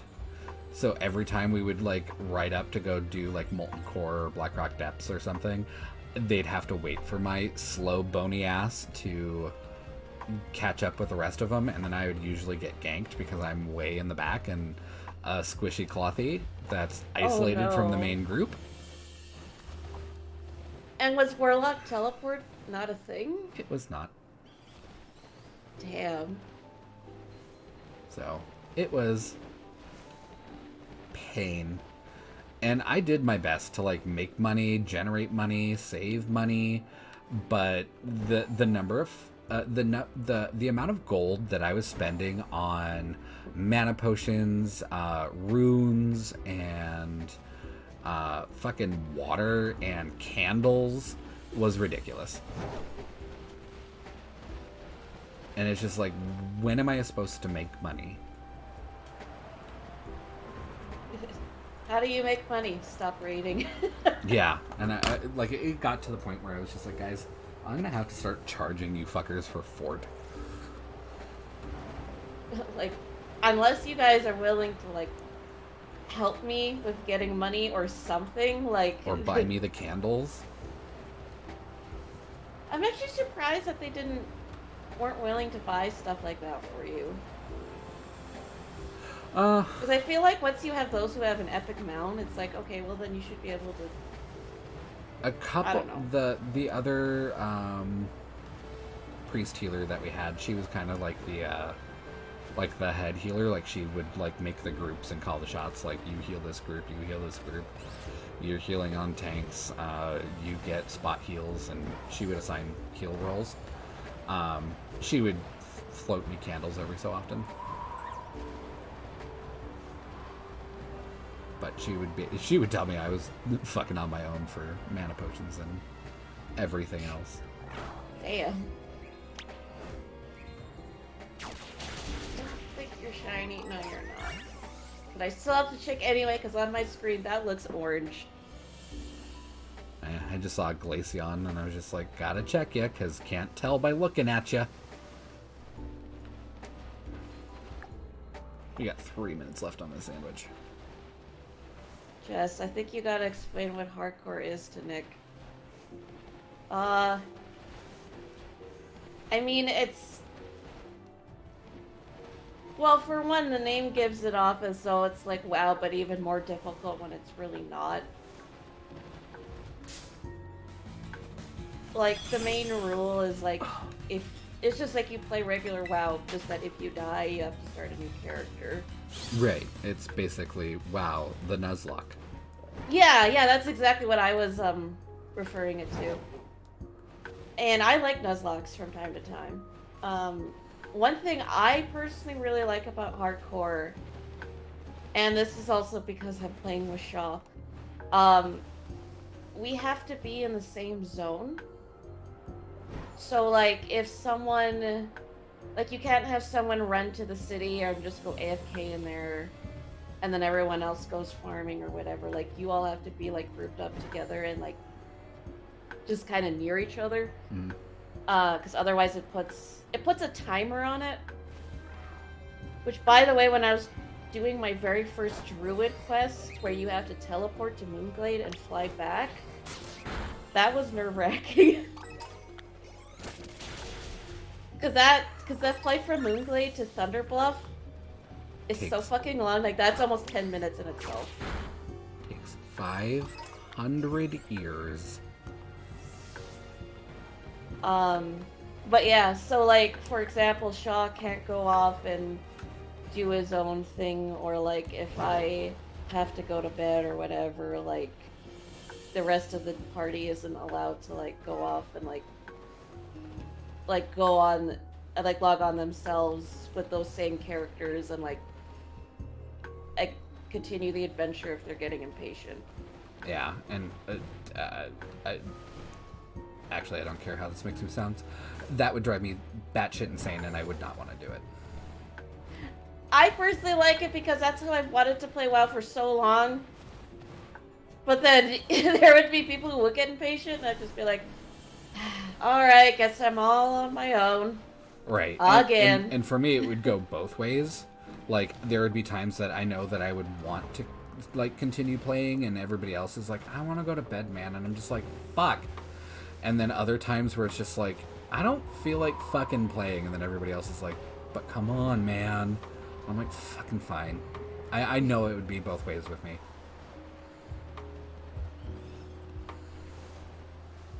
Yeah, it's like I can see like there are people who do genuinely enjoy like being able to do whatever they want in their own time. Like I do honestly get that. Mm-hmm. It's just nice. It's like because I've wanted to like play through WoW with like other people from start to finish, and hardcore actually lets me do that. So it's like, oh, I can actually play with friends without falling behind. Yeah. And maybe I'm a jaded healer because, like, I stayed when it seemed like everybody was like just hit 60 and was just like, okay, I did it. Okay, I'm done. And I was just like, okay, I guess I'll go find other people to do stuff with.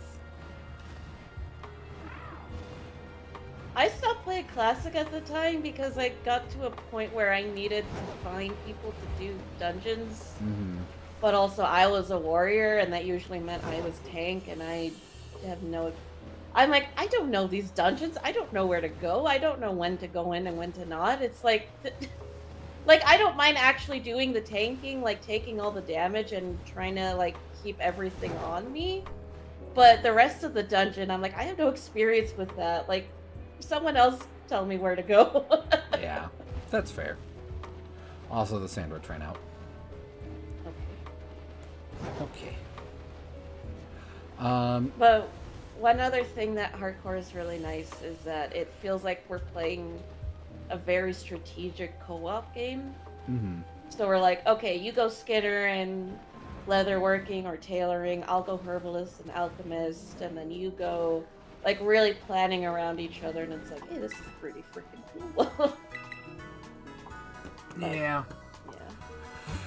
Yeah.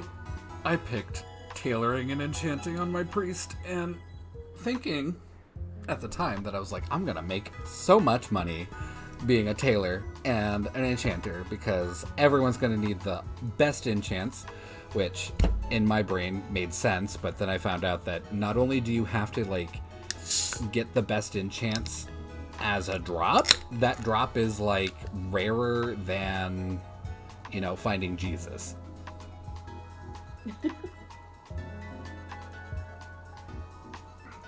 Like shit. In Wrath Classic, people were still paying like 500 gold to get a Crusader enchant, and I was like, what the actual hell?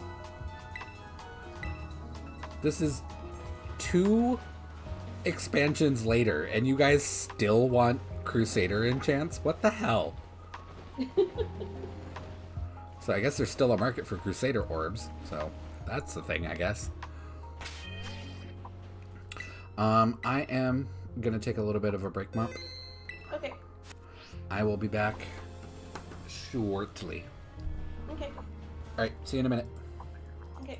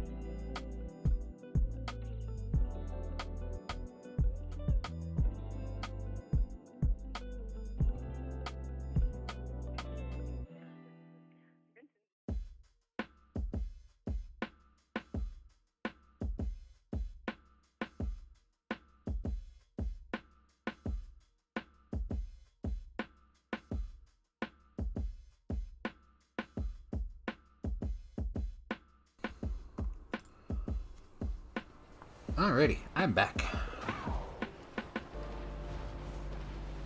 Welcome back. Hello. Hello. Alright, so we are having garbage luck with shinies tonight. And that kind of sucks because I went real hard on the thumbnail for tonight. What else Well, is there? that just means, like, if you went hard on the thumbnail, maybe you can use it again and just be like, shh. No one will know. Well, I wanted to get these shinies for VGC next Wednesday and Friday, so I kind of wanted them tonight. So do you want to try for Cryogonal again, or try something else? Let's take a break from Glacido and get out of the snow. Let's go look for the firefighting Tauros. There's 2 places that we can go that are like on opposite sides of the map, so we won't be near each other, so we won't share spawns.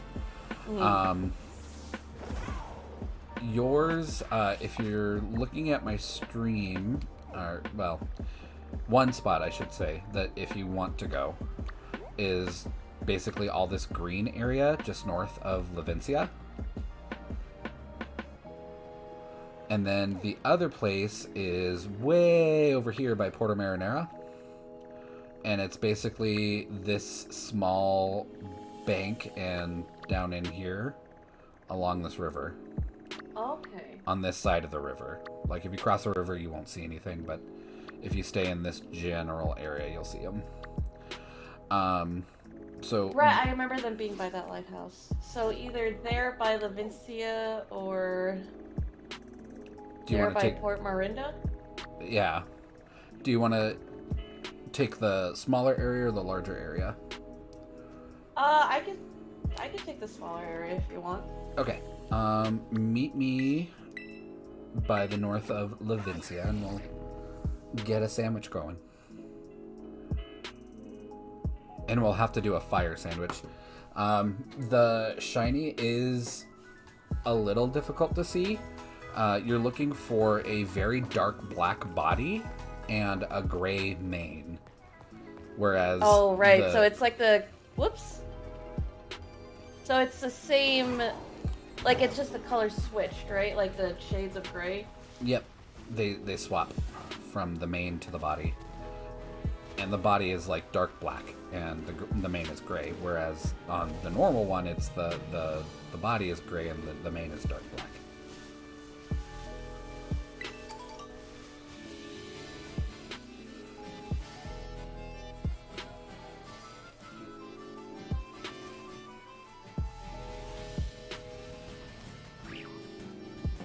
Oh.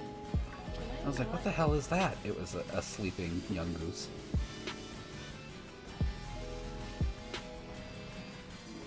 I'm like, I'll change my hair for when I got my hair cut to. Although I don't know why my character suddenly looks high. Okay, there we go. I thought that said romantic truck, not tuck.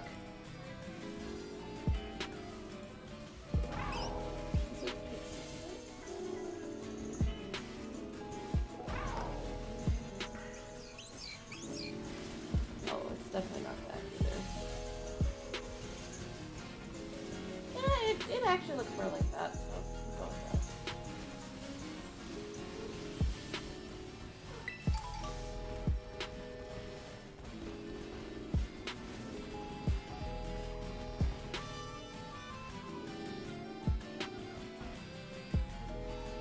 Can't believe Mop's getting her hair did. Well, I'm just out here looking for bulls. I had to make you wait for my real life haircut, now for my in-game haircut. Okay. So just... Okay. Meet me north Where of are you Levincia. at? Oh, okay, you're right there. Oh, I should have went onto the lighthouse. Oops.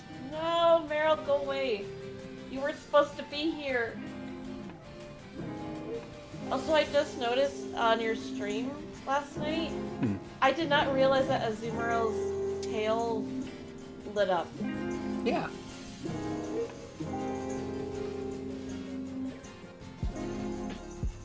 Alright. I see you.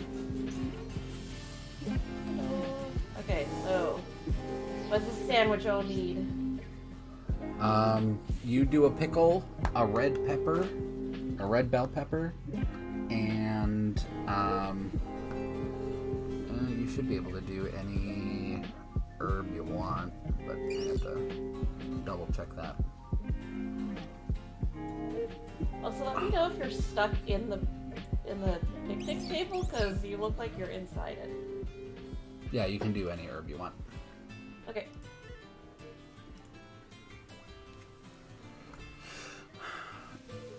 Oh, okay. No, there you go. I have joined. Oh. Oh. Shit, my bad. Okay, let's try this again. Okay. There we go. There we go. Now we make it the sandwich. You make it a sandwich. So you So do pickle, Pickle. red bell pepper, Red. and any herb you want. Okay. I'll put sour on. Is that okay? Yeah, that's fine. I'll have. Oh. No. Okay. Pickle, red bell pepper, And sour. and sour. I did the thing where I hit X instead of plus. Good job. I like the magical heart pick. Go with that then. Yeah. That's good for Tauros, right? Maybe if we just appease them. I don't know how we would appease them, but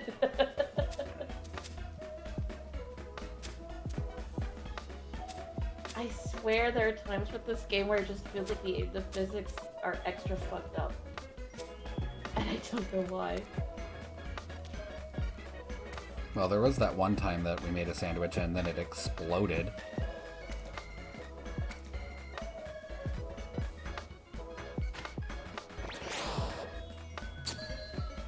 Like you put the pin in the sandwich, and then on my screen the ingredients just went. Oh my gosh. And it was just like Not again.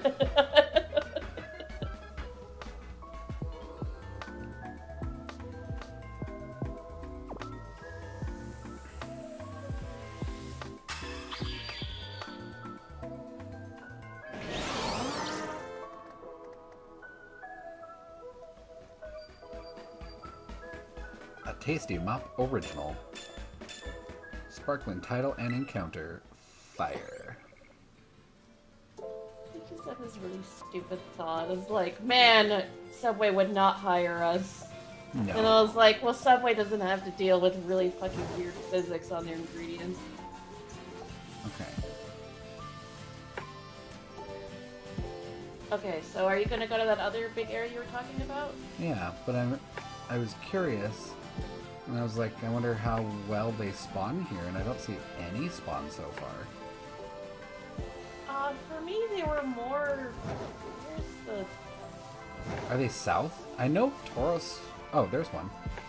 That's a normal Tauros.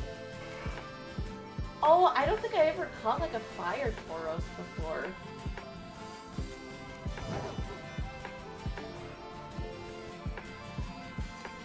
Like the one where like it. I don't know. Huh? These are just normal Tauroses. That's what I thought you meant, but I realized and I'm like, oh, you meant something. Oh no, there's a fire one here. Okay. The fire one has little red markings in its mane, and its horns turn red. Okay, but it's the same coloration as the normal one when it comes to the shiny? Yep. They just swap between the mane and the body. Oh, yeah, I see.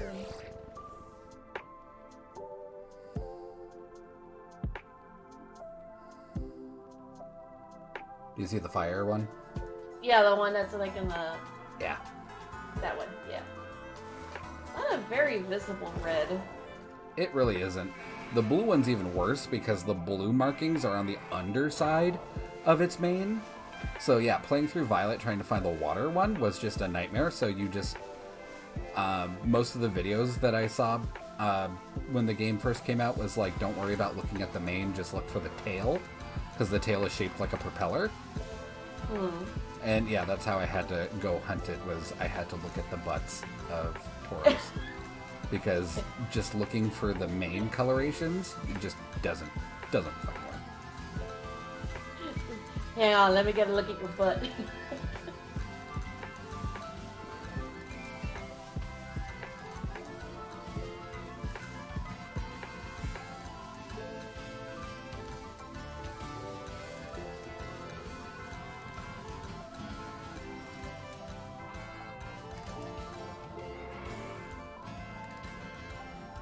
I keep wanting to check that Charcadet, but I know it's not shiny.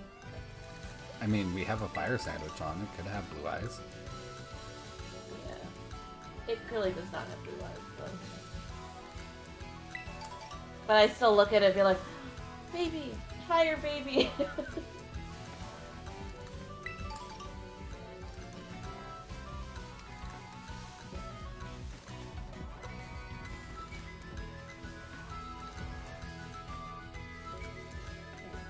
None of you are shiny.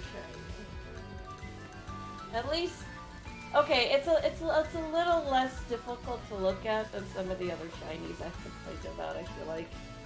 Because now that I know that it's just swapped, I'm like, I feel like I have an easier time, I feel like I'll have an easier time spotting it, but I don't know. Yeah, that and because they all spawn in groups, they're not really like a solo kind of spawn. The shiny should stick out pretty well. I know you're not shiny, but I do not have a fire Tauros at all, so let me just add you to my farm. Oh, I should use it. Whatever. I do not have the patience to try to get a Pokemon just in a specific ball. Oh, I just noticed that too with Fire Tauros, its tails are all wrapped up together. Yep.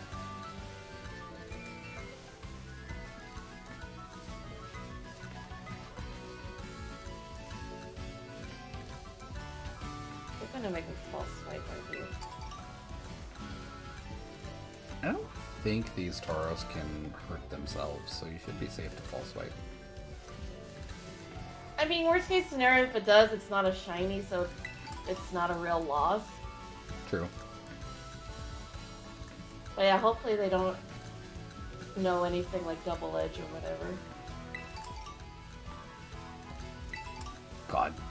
This brought back a memory from either Wednesday or yesterday when I was... the fucking Tatsugiri, the shiny Tatsugiri that's just gonna give you like PTSD No. when it comes to shiny hunting.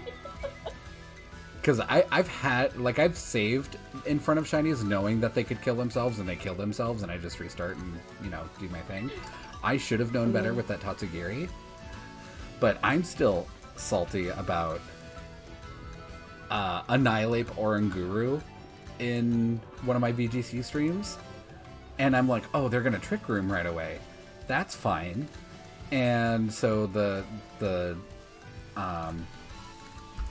Annihilate is probably going to, do something. No, he goes Final Gambit and just immediately kamikazes into me and murders me in one hit. I'm just like, well, okay. I was expecting Trick Room shenanigans, not this. It's weird because I feel like I almost never see Final Gambit in competitive. Well. But that's probably what helped make it so bullshitty, or at least feel bullshitty, because it's like, who fucking uses that move? Yeah, like, Fissure has been around since Generation 1, which nobody used in competitive until Generation 9, Season 3. So, who knows? I wonder why it came back. Well, because it didn't get an increase in the accuracy or anything, did it? No. But with Ting Lu being able to learn both Fissure and Stomping Tantrum, and being tanky enough to afford to be able to miss attacks constantly, You actually benefit yourself when you miss with Fissure because it powers up Stomping Tantrum. Because Stomping Tantrum does double damage if your last move failed. Oh, I forgot about that. Okay, that makes a lot of sense then. So, and just considering its bulk, like, you can absolutely afford to basically wait 2 turns to do, 150 ground damage. Like, that's pretty okay. And in the 30% chance that you actually get Fissure to go off, it's a one-hit KO. So it's kind of a win-win. One of those situations like, why won't you run Fissure? Yeah, that makes a lot of sense. I actually did not know that about Stomping Tantrum until you just told me. And like the only things that are immune to it are, of course, flying types and levitators. Whereas like Sheer Cold, you can't use Sheer Cold on ice types. Guillotine, you can't use on ghost types. And I think Horn Drill is also another normal move, so you can't use it on ghost types. So Fissure can, because it's a rock type move, so it should be able to affect... Ground. Oh no, it's ground, yeah. So it just wouldn't affect flying Pokemon, but... Yep.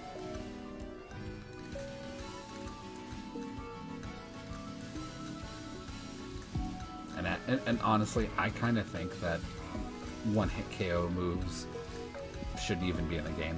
They should have removed them a long time ago. Yeah, I totally get having moves that deal a lot of damage but have low accuracy. Mm-hmm. But not one-hit KO moves. Right. That's a 30% chance to just have a win condition, not a 30% chance to deal a lot of damage.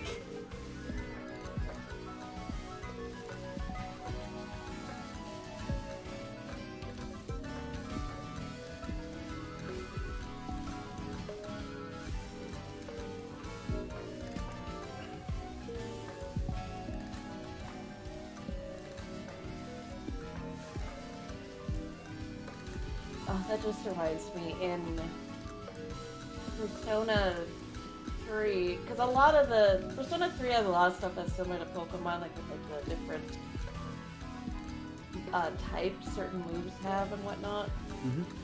And in Persona 3, they had like Light and Dark, essentially. I think they had specifically different names, but it was essentially Light and Dark.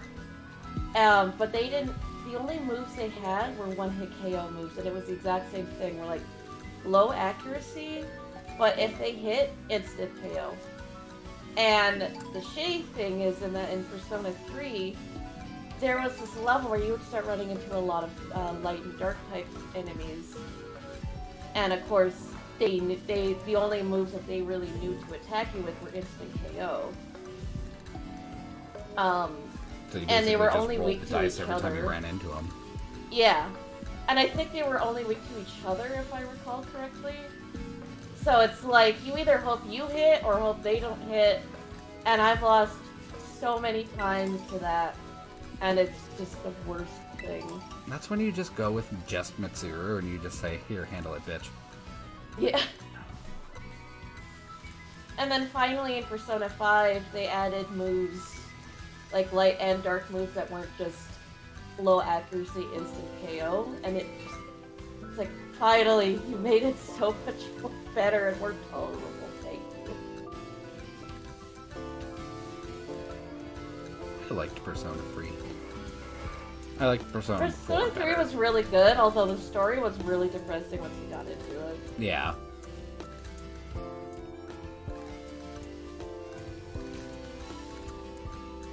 But it also has some of my, like, I don't know, it's like, I love the aesthetic, and, like, of course the music is so good. My favorite Shin Megami Tensei game, though, was one of the early ones for Game Boy called Revelations: The Demon Slayer.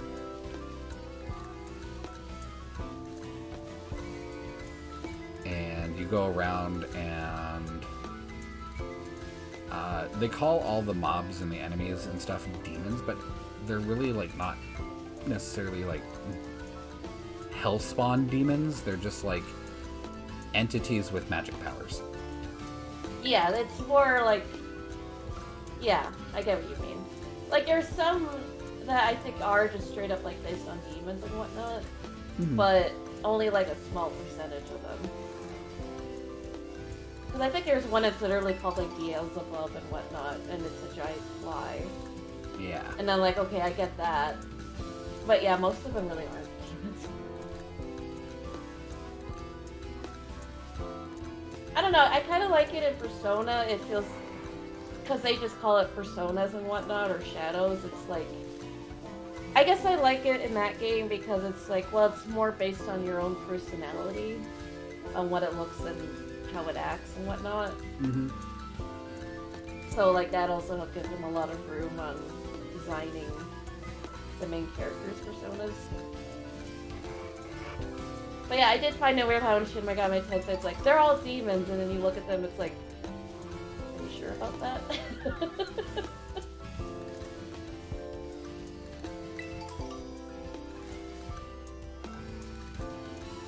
I think it's kind of the same, in the same vein of like calling magical creatures fey creatures. Like, well, sure, but it's not necessarily a fairy like you would think of a fairy, but it is a fey, and fey is more like like a tribe of creatures, not necessarily a specific one.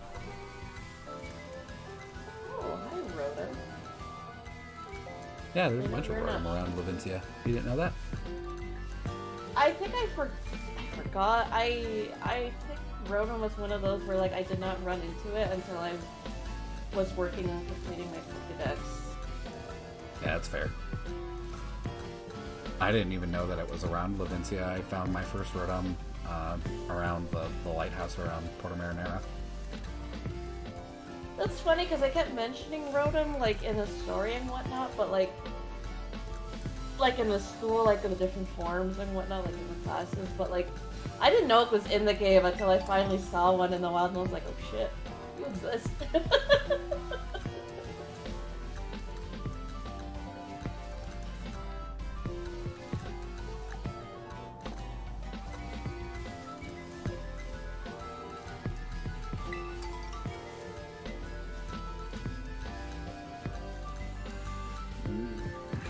I am losing steam. Oh, this poor guy. Oh, this poor guy. Poor Cyclizar just slowly falling down a cliff. Oh, buddy. Goodbye. Oh, there he goes.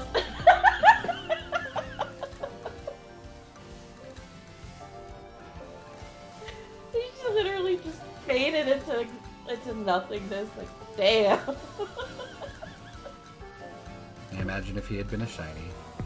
Tragic. Oh no. So at his first time chat, we just watched the suicide. Oh no.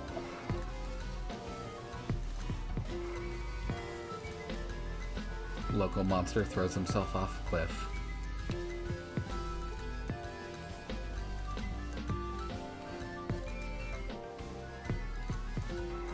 In the arms of an angel. If only this monster had found a pocket. Just open up my pocket like, here, hop in.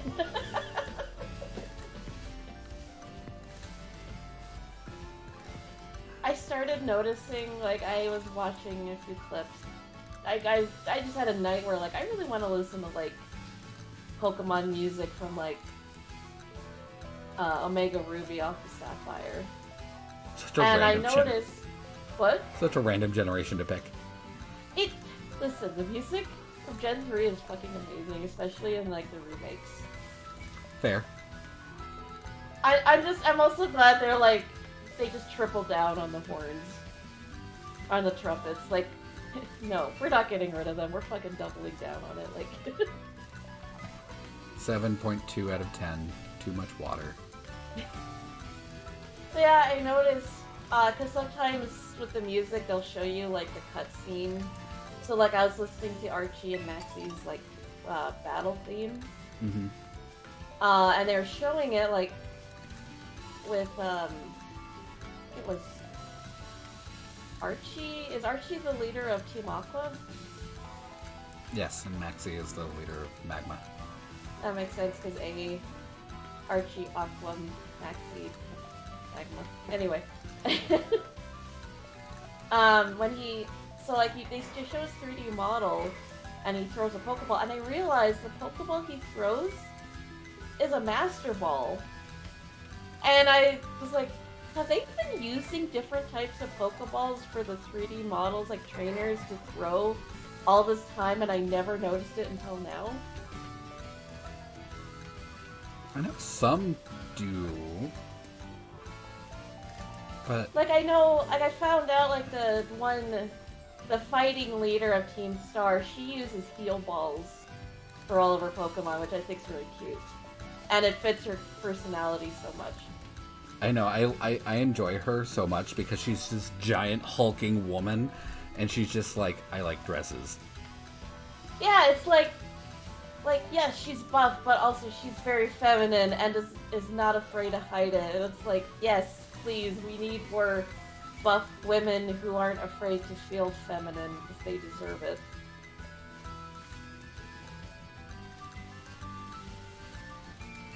But yeah, now I'm like, there's a part of me that kind of wants to go back to play some of like the 3D, like the earlier 3D Pokemon games, and just to look at the balls that they throw and see if there's like how many I can spot that are different from just a regular Pokeball. Better dust off that 3DS. I don't even know where it is, and worst part, I don't know where my charger is. Mine is probably dead at the moment, sitting in my bedside table with the charger inside. That's always been the main thing that has really messed with me when it came to like whenever I'm like, oh, I've come out of a long time of not playing handheld games and now I want to play handheld games. I'll find the console itself, but then I never remember where I put the damn charger. Honestly, my preferred gaming medium is either handheld or PC. Like I did my time in Skyrim on Xbone and was it on the 360 ever? I don't remember. Probably. I think it was on 360 and PS3. Yeah, like I did my time. I want to do it again. I need mods. I need things to like, fucking function.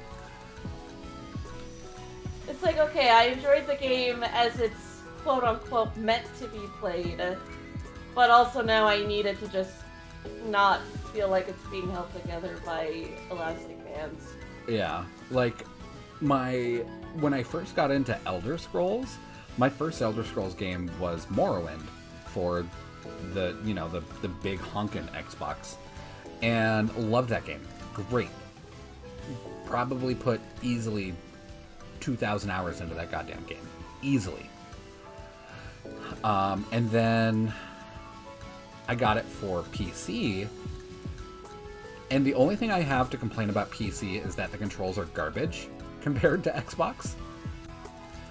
But, oh my god, I cannot play that game without console commanding like my speed to like 120. Like if I have to run around Morrowind with 40 speed at like, the breakneck pace of a snail, I'm going to gouge out my eyes.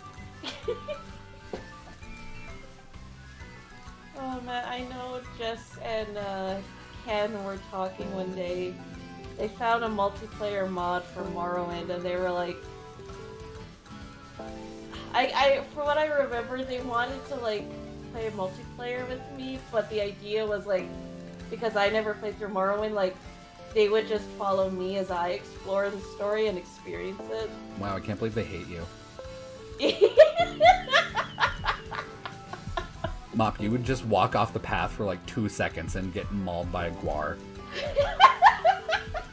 That's probably what they want to watch too.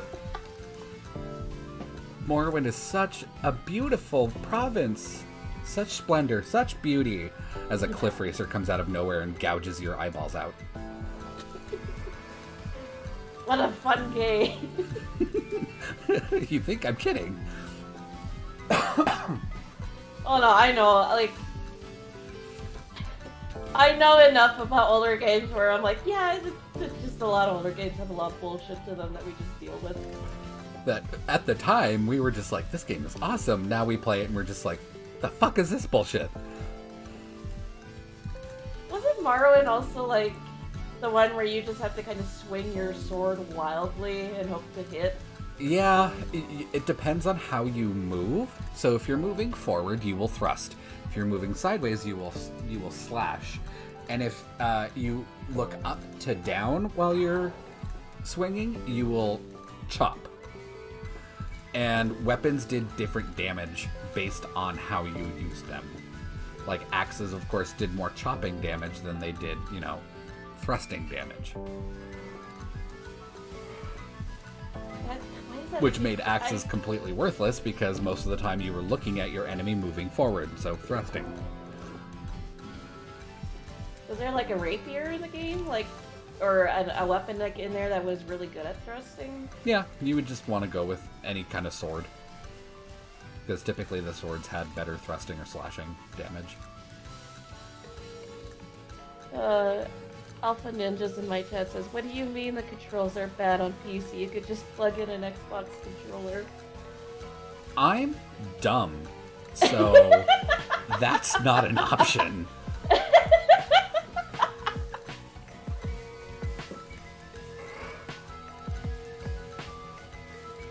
Like, getting this stuff set up for my stream, just the hardware set up for my stream stuff, legit took me like 3 days and like 2 mental breakdowns. That's fair. Like, the fact that I've got this Elgato, like, functioning at all is a miracle. And I very much resisted the urge to call my friends who work in IT to be like, come save me. I will pay you by the hour, just help. Sounds like you are above average if it wasn't 1-to-1. I don't entirely know what that means. I don't know what that means. Just, it's true. He's dumb as heck, but he's pretty, so it's okay. This is true. God, Chuck was telling me he was putting away laundry at work. So he was walking around the hallways, and one of the guests like stopped and like chatted him up for a while and was like, hey, do you want to like come back to my room and like have some fun? And Chuck was just like, can you do me a favor and block that person? Like the not Alpha Ninjas, this wide-eyed proposal dude, the bot. Anyway, sorry, you were saying? Chuck was propositioned at work today, and he's like, I don't understand why, and I'm like, because you're pretty. Chuck's very pretty. Like, honestly, I would be super into him. Right. But I also know, like, he's gay. And, like, at the time, it's like, I am a woman. So, and also, of course, he's with you. So it's like, but he is very pretty. Chuck is very pretty. Thank you, Jess. Oh my gosh, there's still times where whenever I mention Chuck to my grandpa, I always have to mentally remind myself to mention him as a roommate. Oh my god. Like, my mom, like, obviously my mom knows, like, you two are married, but my grandpa is, like, he's 84. You know, like, he wouldn't understand. It's just like, so let's just not get into that and just say he's a roommate. I guess. I don't know. I'm very much to the point where I'm just like, I'm done being nice to straight people for the sake of them being straight. Like, when AJ's mom passed away, all of her church friends were like, where's your buddy Chuck? And I was just like, I'm going to unhinge my jaw and vomit in your face.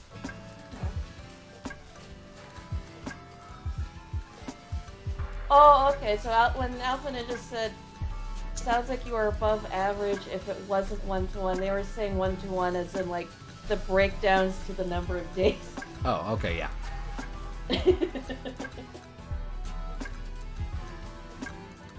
I have definitely had a frustration breakdown with technology. It happened, like before, it happens more often than I'd like to admit.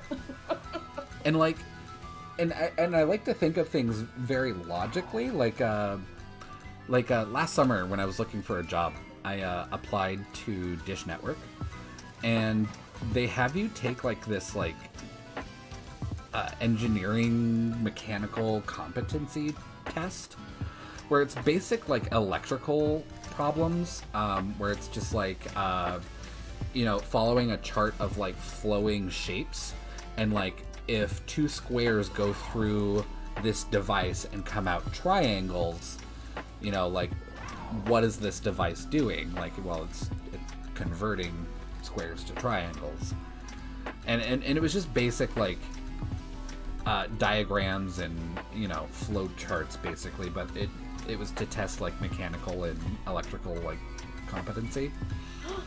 Okay, it's not a fire type. Oh, but did you find one? It is a shiny Tauros. Oh, you sure did.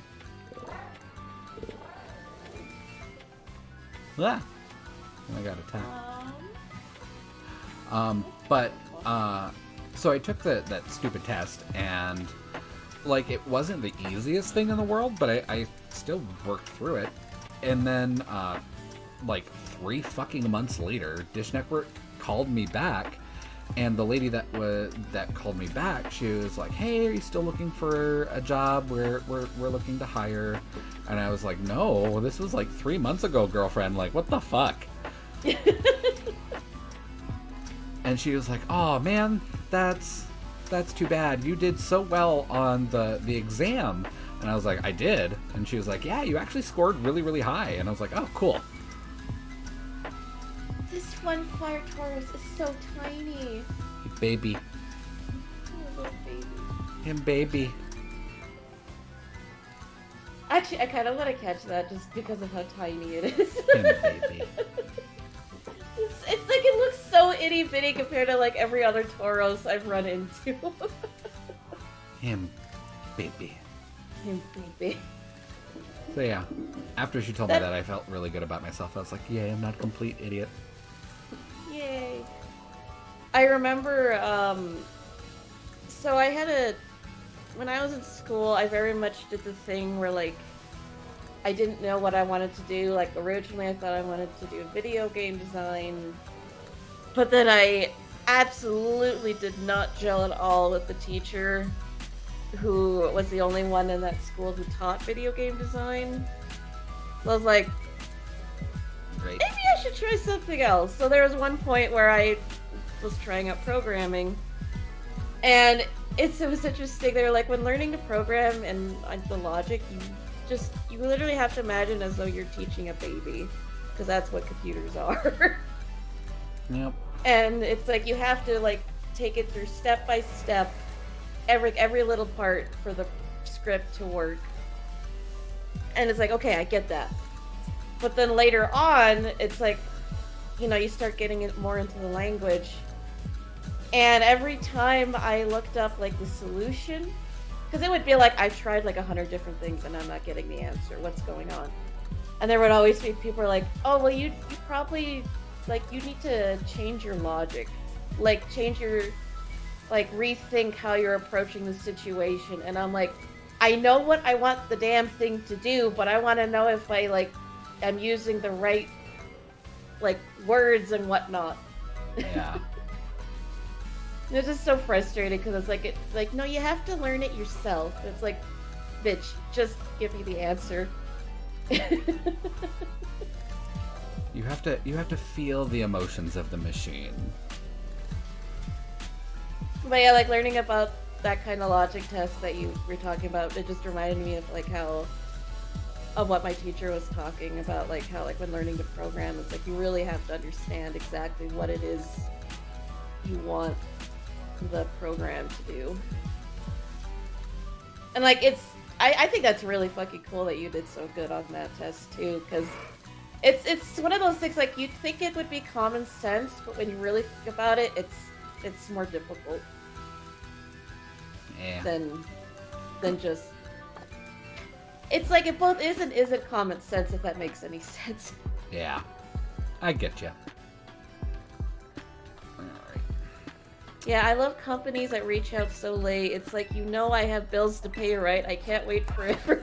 Right? I'm 99% sure that it was very much a situation of either we still had our hiring message out and didn't mean to, or we constantly have our hiring message out just to collect hirees because we have such a high turnover because we treat our employees like garbage.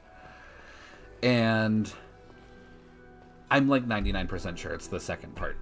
And they just were looking at the test scores and they were like, oh hey, he scored really high, when did he apply? Oh shit, this was 3 fucking months ago. Well, let's call him anyway. Yeah. Well, I also find it stupid. It's like, why do you want this job? It's like, because I need money. Yeah. I really like where I work at now. Like my boss is very human, he's very human, very dude. And it got to a point last year where I was getting really, really frustrated with jobs and interviews. Because the primary reason why I quit working in an office was I was so tired of the office fakeness, the fake niceness, the fake, and the oh god, the fake optimism was just constantly just always down your throat. Like, hi there, and it's like you can tell immediately that's like, okay, you don't actually mean that, or Yeah. like you're not actually, like you're just doing this because you're told to. Yeah, like there was one point where I had a supervisor when I worked for corporate America, and she looked like somebody had just run over her dog, or like she just got really bad news, like just that human connection of you look like you are not having a good day. And I kind of pulled her aside a little bit and I was like, hey, are you doing okay? You seem kind of down in the dumps and not quite yourself. And she was like, oh my god, really? Like, I am, but I don't want to look that way. And it's like, bitch, evolution gave you a fucking face for a goddamn reason. We are social creatures. Like, there's a reason our faces are so expressive. Use it. And she was like, but that's just so not professional. And I was like, you're a person. People aren't professional.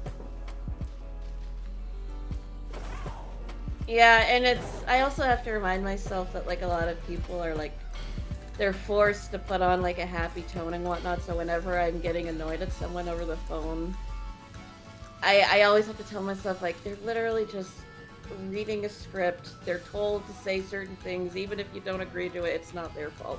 Right. So I always try to, end the call, peacefully, but other times I just straight up hang up, because I'm like, there's no point in me getting mad at them. Right. And I kind of had that conversation, too. My bank, in March, so last month, my bank decided to turn off my card and didn't notify me. So the next morning I go to before work, I go to the gas station to go get gas and buy a drink for the day and get my snack for the day and whatever, take care of my morning It's a routine. very usual trip. Yeah, and my card's not working and it's not telling me why it's not working. And I look online, zero information on my online account why my card is not working. Zero information whatsoever. So I'm like, fuck, okay. So I call my bank and I'm talking to the lady on the other side, and she's like, oh, your card got put on a hold because fraud was detected. And I was like, oh, okay. What was the fraud detection? And they were like, something called Discord Nitro. And I was like, yeah, that's a thing that you shut my card off in January for, and I told you at that time that that was me that, authorized that purchase. And then it happened again in February, and you didn't do anything. And then when it happened the third time in March, you turned off my card again? And I was like, why? That makes no sense whatsoever. Like, why would anybody do that? And she's like, I know it's not, I didn't do it. And I'm like, I'm not saying you did it. I'm not yelling at you. I'm just like trying to express my frustration. And I was like, oh God, she thinks I'm that kind of customer that I'm yelling at her. Mm-hmm. I'm like, no, I'm irritated with the dumbassery of the situation. It's like, I know you yourself had nothing to do with this. You're just passing along the information. Right, and I was like, but you gotta agree, the dumbassery of this situation is dumbass. I always find it funny when, like, you say that, like, you let them know, like, I'm not angry at you, I'm just pissed up at the situation, and they start agreeing with you. Mm-hmm. So you're like, I know. That's one thing I miss about nursing too, is that if you want to ever like get buddy with your nurse, if you're ever in a hospital and you have nurses that are like, attending you, bitch about the doctor. Just bitch about the doctor. The nurse will just go in there and be like, oh my God, do you know what this motherfucker just did? The nurse will absolutely join you in the bitching about the doctor. Because you know why that nurse is there? The nurse is there to prevent the doctor from killing you. The doctor is there to basically Google your symptoms and make sure that, he's got his paperwork right. That's basically his job. That makes me so glad for the few doctors I found that are, like, honestly, like, legit. Oh my gosh, I won't go into full detail because it's not my story to really tell, but, like, so my mom has been on this drug called Ozempic for her insulin resistance, and it's been helping her. And at some point, she just stopped losing weight. Because that's the main reason why she's taking this drug, to help with her insulin resistance and help her lose weight. Which will help her insulin resistance, which will help her lose weight, and it's like this continuing thing. But at some point, she just stopped losing weight, and she's had a doctor's appointment that, like, she just calls the doctor. Mm-hmm. And it was a nurse this time. It was like, okay. So my mom's talking to her, and all of a sudden this nurse is just like, oh, well, it's clear this drug isn't working for you, so we should just take it off. It's like, why? And, like, I don't know, it was weird, like, at least from what my mom was telling me, she was very, like, oh, it's not having the intended effect, it's not doing anything it should be doing, because everyone else loses weight so much faster, and it's like, this is literally the opposite of what my doctor's been telling me. Also, why is a nurse advising medication therapy changes at all? Yeah, and, like, our main worry was, like, if they took my mom off that medication, it's like, would she just gain the weight back? Because PCOS is a bitch. Yeah. Because oftentimes with my mom, it's like she would lose weight, but then it would just come right back, even if she didn't change anything. But the Ozempic, it's like, well, even if she's not losing weight, it's obviously keeping her from gaining it back. So why would you just take her off of it if it's still helping in that regard? And it was so weird. And then finally my mom emailed the doctor, who he explained everything and was like, it's not that the drug isn't working for you, it's that it's not working as much as we want it to be, so we just need to up your dose. And I don't know, like, I get that, like, there are definitely nurses that are there to, like, help patients because there are definitely doctors that are idiots. But there are also nurses that don't know what they're talking about. Yeah, absolutely. One towards the end of when I worked in nursing, I did at-home healthcare, where I would actually go to like people's houses to take care of them. And I had just been assigned this client. I had been doing at-home care for a little while, and I had just been assigned a new client, so I went over to their house for the first time. And it was one of those jobs where like you never see your coworkers because you're all over the place, like you're all over the city, so you never see each other in like one central location. And the only time you see them is when you go to take over for them and send them home, and that's the only time you ever interact. Well, I go to this place, new client, with a coworker of mine that I've never met because, obviously, and I get over there and she starts, giving me the whole spiel, like, we did this today, we did that today, he took this at that time, and blah, blah, blah, blah, blah, blah, blah. And then, we got started on, got us started on vaccines. And she was like, oh, God, I can't believe they push these vaccines and they cause so much autism and they blah, blah, blah, blah, blah. Oh, and I'm no. just like, you are a medical professional. You are should you know fucking better. for real? Like, Jesus, I hope to Christ that you keep this fucking shit to yourself and don't talk to any clients about this shit ever. Yeah, it's like at that point, if you think that way, like, literally just keep it to yourself. Because you talking to patients is only going to hurt them. Oh, God. Or, my favorite, though. My absolute favorite. And this is when I first started in nursing, and I started at a nursing home. We had a nurse, an LPN, which is like the lowest level nurse, who would refuse to do anything.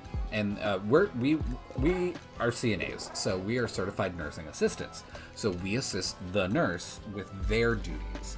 Like, everything we do is technically the nurse's job.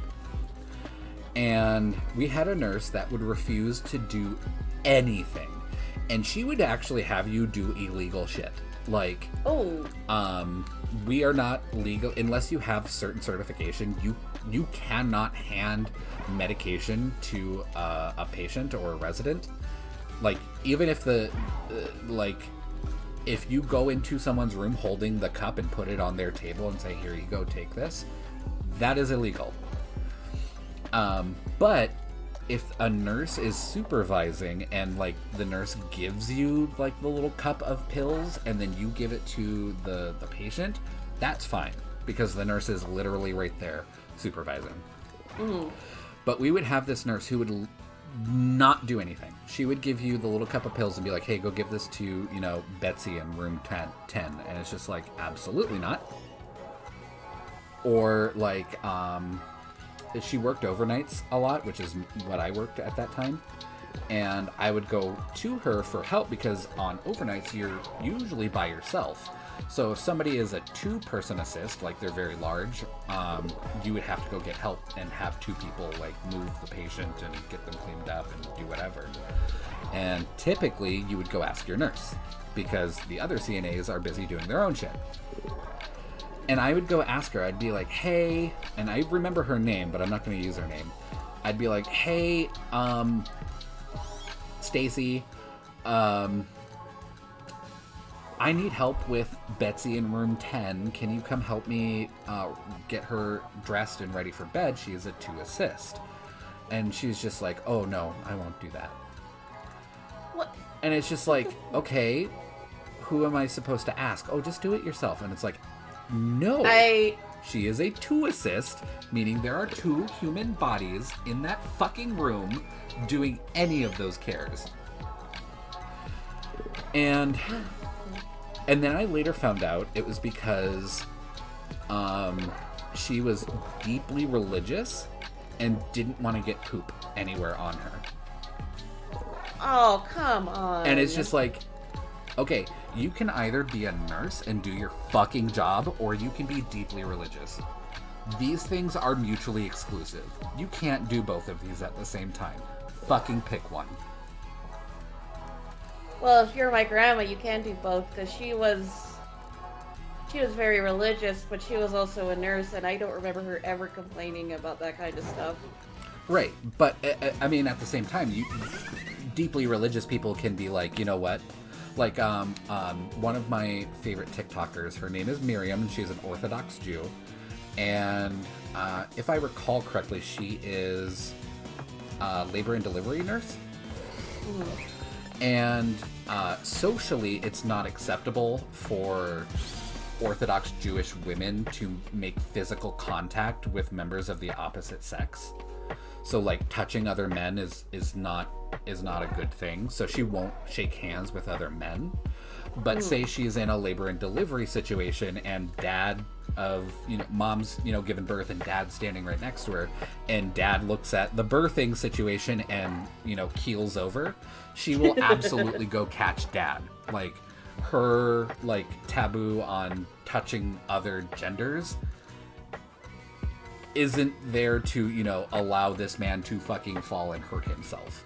It is, to keep social norms and customs and shit like that. Mm-hmm. And what she says a lot on her channel is that we live by these rules. We don't die by them. Yeah, and I mean, like, even if I recall with I forget what the event is called, but it's a Jewish thing where they fast from sunrise till sundown. But they even have a rule in there that says, like, if you're not able to do this for medical reasons, like if it'll hurt you or anything like that, then don't do it. Yeah. Like Muslims too are typically required to make a pilgrimage to Mecca, but like if you're physically unable to do it, you don't have to. It's not more about the idea, like the principle behind it, as opposed to like, are you following this exactly to the T? Exactly. But yeah, she was too religious to have poop anywhere near her, and I was just like, you're in the fucking wrong goddamn profession. Like, either get the fuck out and stay clean or whatever, or go do your fucking job. Like, you can't have it both ways. Well, I feel like if my grandma was still alive, she would have so many things to say to that woman, and none of them nice. God. But anyway, I am probably going to end my stream here. Spent like 10 more minutes chatting than I was going to, but whatever. Sorry. No, it was a good chat. But I'm going to call it here. Normally I would do about 4 hours on Saturday, but I woke up at 5 a.m. I'm tired. Oh, geez. Yeah, go, like, lay down or something. Like, that sounds horrible. So I'm going to go lay down. Probably going to clean up the kitchen a little bit because I didn't do any of that after I got done cooking dinner. And I don't think I'm going to stream tomorrow. I think I'm going to enjoy being able to do absolutely nothing tomorrow. So I'm going to do that. But I will see you guys on Wednesday when I do my next VGC stream. And Mop, I will see you whenever the hell. Love you. Love you. Bye. Bye.